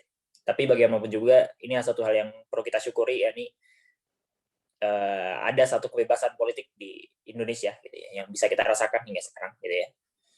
Itu satu, kebebasan. Tapi yang kemudian yang kedua adalah ugal-ugalan gitu. Ada kebebasan tapi ugal-ugalan. Ya gimana gitu ya. Nah, gitu. Ugal-ugalan itu tadi mungkin sudah disinggung juga oleh Mas Abah gitu ya, terkait bagaimana pelanggaran-pelanggaran terhadap konstitusi kayak gitu ya. Bagaimana pelanggaran-pelanggaran peraturan yang malah justru yang diubah itu adalah peraturannya, bukan tindakannya, misalnya kayak gitu. Sebuah ya rekayasa konstitusional dan seterusnya yang seperti itu yang membuat ya seperti ugal-ugalan gitu ya. Tidak sesuai tracknya, jalurnya dan seterusnya. Kemudian yang ketiga adalah tidak efektif. Ya, politik Indonesia itu tidak efektif, baik dari segi biaya, kemudian struktur negaranya juga, menurut saya struktur pemerintahan juga tidak efektif gitu ya. Sehingga cost atau ongkos politik itu sangat besar ya, dan sangat melelahkan gitu ya. Sehingga banyak orang yang kemudian menjadi dalam tanda kutip malas, tidak mau terlibat dan seterusnya gitu ya. Ya itu kalau dari saya ya, kebebasan ugal-ugalan tapi tidak efektif ya. Siap. Oke, Mbak Zahra, bagaimana tanggapannya?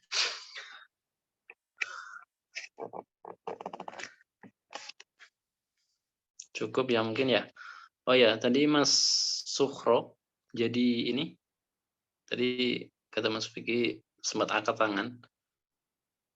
Apakah jadi menyampaikan sesuatu?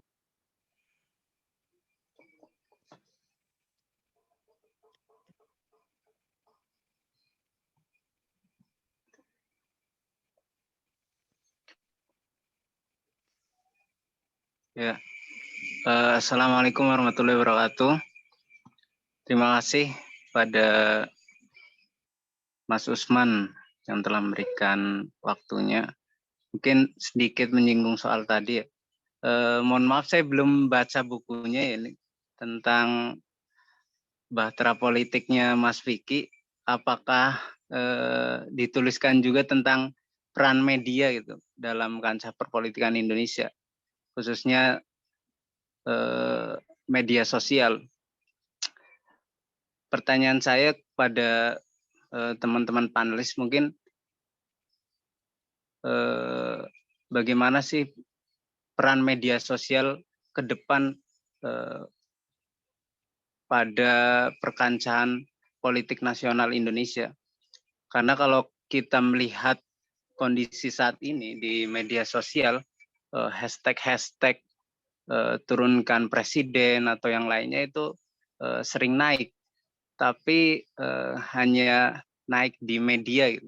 Sedangkan di arus bawah masyarakatnya sendiri tenang-tenang aja gitu, cuma sebatas apa ya, menaikkan isu aja gitu, tapi tidak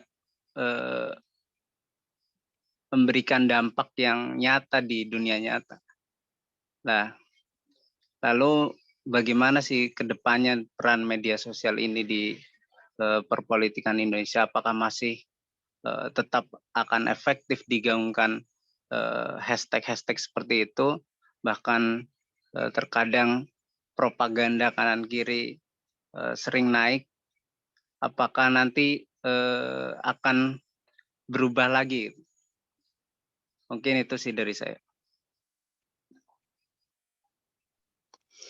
Baik, terima kasih Mas Suhro atas pertanyaannya.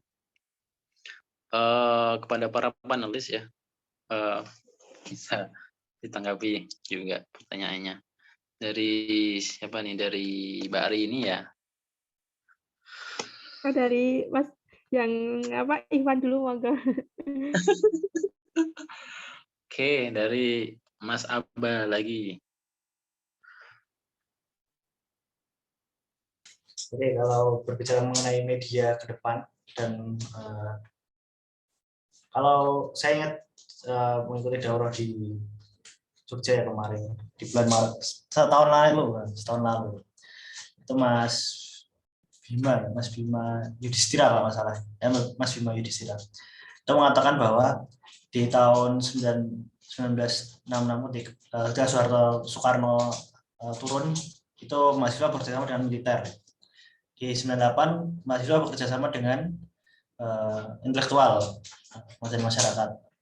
Nah di tahun 2019 kemarin itu mahasiswa bekerjasama dengan media bersama dengan, karena mau kerjasama dengan tentara dan juga intelektual ya tahu sendirilah ya.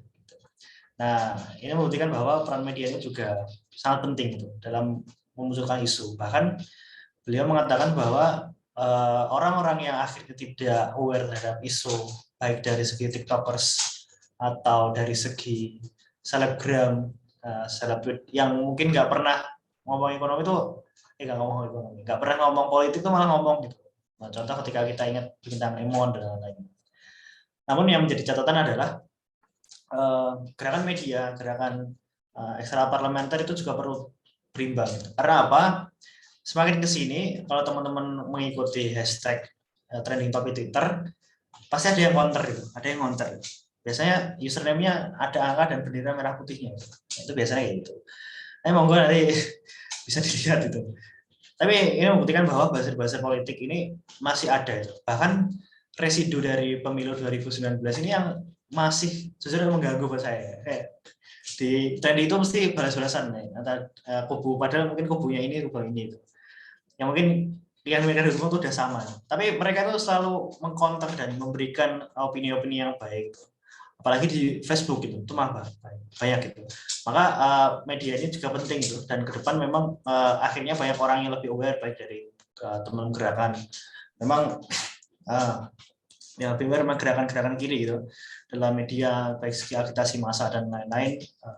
Tapi tetap perlu diimbangi dengan gerakan ekstra parlementer yang harapannya memang dua gerakan ini bisa untuk benar-benar memberikan sebuah perubahan gitu, perubahan. Dan saya dulu malah mikirnya ini 2019 bakal benar-benar reformasi ya, mikir saya dulu gitu, tapi nggak jadi. Nah, ini gampang untuk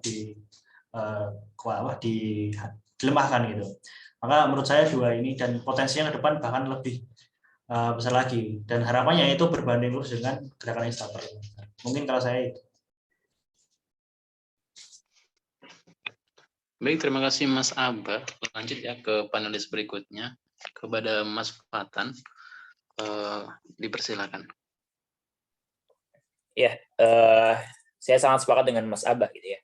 Jadi kalau misalnya kita perhatikan dari ya gerakan massa gerakan protes rakyat di 2019 sampai 2021-an kayak gitu. Di seluruh dunia itu sebagian besar atau sepertinya semuanya itu melibatkan media sangat tinggi. Jadi kalau misalnya ditanyakan bagaimana pengaruh media, ya sangat berpengaruh gitu ya. Saya pernah membaca ketika saya sedang kemarin waktu itu ketika dalam tahun lalu kalau nggak salah yang ada masalah di Palestina di Yerusalem itu yang kekerasan Israel itu, saya sempat membaca hasil rilis bukan survei ya, satu penelitian dari Oxford University. Dia memperlihatkan negara-negara dengan alokasi pembayaran buzzer tertinggi. Ada Rusia, ada Tiongkok, kemudian ada Israel, gitu. Ada Amerika Serikat. Gitu. Indonesia menengah ke bawah gitu ya, pada bayarannya, tapi kok lumayan banyak juga gitu ya. Nah gitu. Nah, padahal Indonesia masuknya menengah ke bawah gitu pembayarannya gitu ya. Nah itu kalau misalnya kita lihat, ya itu negara-negara sampai repot-repot mengeluarkan biaya yang segitu, berarti mereka juga sangat mereka merasa bahwa media sosial itu menjadi satu faktor yang sangat menentukan kalau sekarang gitu ya. Kemudian kita juga bahkan pernah melihat juga berita gitu saya lupa negara apa ya, di negara Afrika, mereka itu memblokir Twitter. Ya, mereka memblokir Twitter memblokir Twitter karena di Twitter itu ada narasi-narasi yang dianggap itu mendukung gerakan separatis di perbatasan. Saya lupa di Uganda atau di mana gitu ya. Kemudian atau kasus Pilpres Amerika Serikat kemarin gitu ya. Itu yang nyerbu Capitol Hill ya, pendukung Trump itu dari mana gitu? Itu dari media sosial gitu ya. Makanya sekarang Trump itu nggak boleh beraktivitas di Twitter gitu kan, karena kayak gitu ya. Ya karena bagaimana hoax-nya dan segala macam, provokasinya itu sangat itu ya. Jadi kalau misalnya tadi disampaikan bahwa ini hanya sekedar muncul di media sosial saja dan seterusnya, ya saya kira ya kita tunggu saja gitu. Kita tunggu meledak saja gitu. Tinggal kita tunggu momentumnya saja. Momentumnya itu bisa dari mana saja. Dari hal-hal yang mungkin sepele gitu. Kalau dalam bukunya Mas Vicky ini disinggungnya itu adalah momentumnya itu adalah ketika anak-anak siswa SMA itu melakukan protes dengan meloncati gerbang masuk kereta bawah tanah di Chile gitu ya, akibat kenaikan sekitar 30 peso ya kalau nggak salah, 30 peso di sana gitu ya. Nah itu videonya beredar dan kemudian ada aksi mahasiswa, aksi buruh dan segala macam, dan sekarang Chile itu berganti rezim ya kalau tidak salah gitu ya, sudah berganti rezim. Ya, jadi ya tinggal tunggu letupannya saja gitu ya, tinggal tunggu momentumnya saja. Dan karena dalam media sosial itu seperti yang tadi saya sampaikan itu ya, kita itu saling men-share gitu. Kita saling mengamati, kita saling membandingkan dan saling menginspirasi gitu. Sehingga ketimpangan dan ketidakadilan itu benar-benar tampak di permukaan gitu. Ya tinggal tunggu ngamuknya saja gitu. Tinggal tunggu ngamuknya saja, ya tinggal dikasih momentumnya aja. Nah, gitu. Itu sih Mas gitu. Jadi ya benar tadi sampaikan Mas Abah ya, perlu juga ada satu hal yang lebih mungkin terorganisir gitu, karena terkadang mungkin yang kelemahan dari gerakan media sosial itu ya kita kurang bisa mengorganisir satu gerakannya itu ya, sehingga menjadi satu gerakan yang efektif dan seterusnya. Seperti itu, Mas. Baik, terima kasih Mas Fatan. Lanjut ke panelis terakhir, Mbak Rini. Monggo Mbak Rini. Iya. Ya, setuju sekali ya saya sama yang disampaikan sama Mas Abah dan Mas Fatan ya, dari zaman sebelum kemerdekaan, kemudian zaman perjuangan kemerdekaan hingga hari ini media itu selalu mengambil peran penting dalam perpolitikan Indonesia. Kalau zaman dulu masih menggunakan media cetak, koran, kemudian radio, sekarang sudah ada internet. Nah, di mana apalagi sekarang kalau di internet banyak ini ya, kasus-kasus kalau belum viral, belum ditindak oleh ini aparat hukum kayak gitu. Jadi menurut saya media itu sangat mengambil peran penting gitu di dunia perpolitikan Indonesia.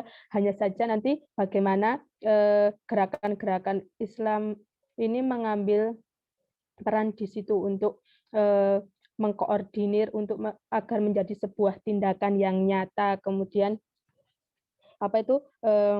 menjadi sebuah aksi yang nyata, sehingga kayak gini ya, kalau kita saat ini lihat ada banyak postingan-postingan.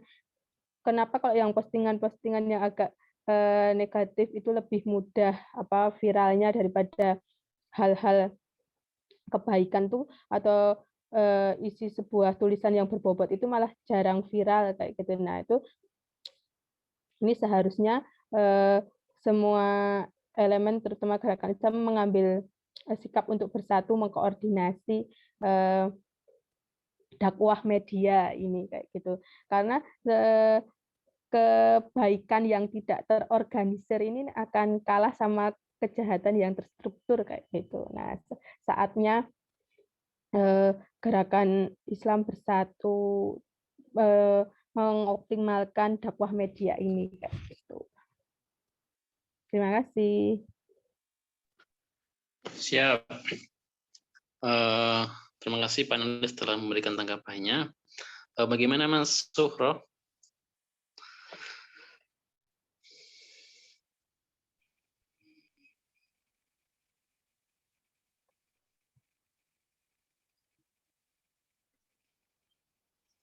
Ya Mas, terima kasih pada teman-teman panelis, sangat menambah wawasan. Insya Allah jadi kekuatan lah media lah.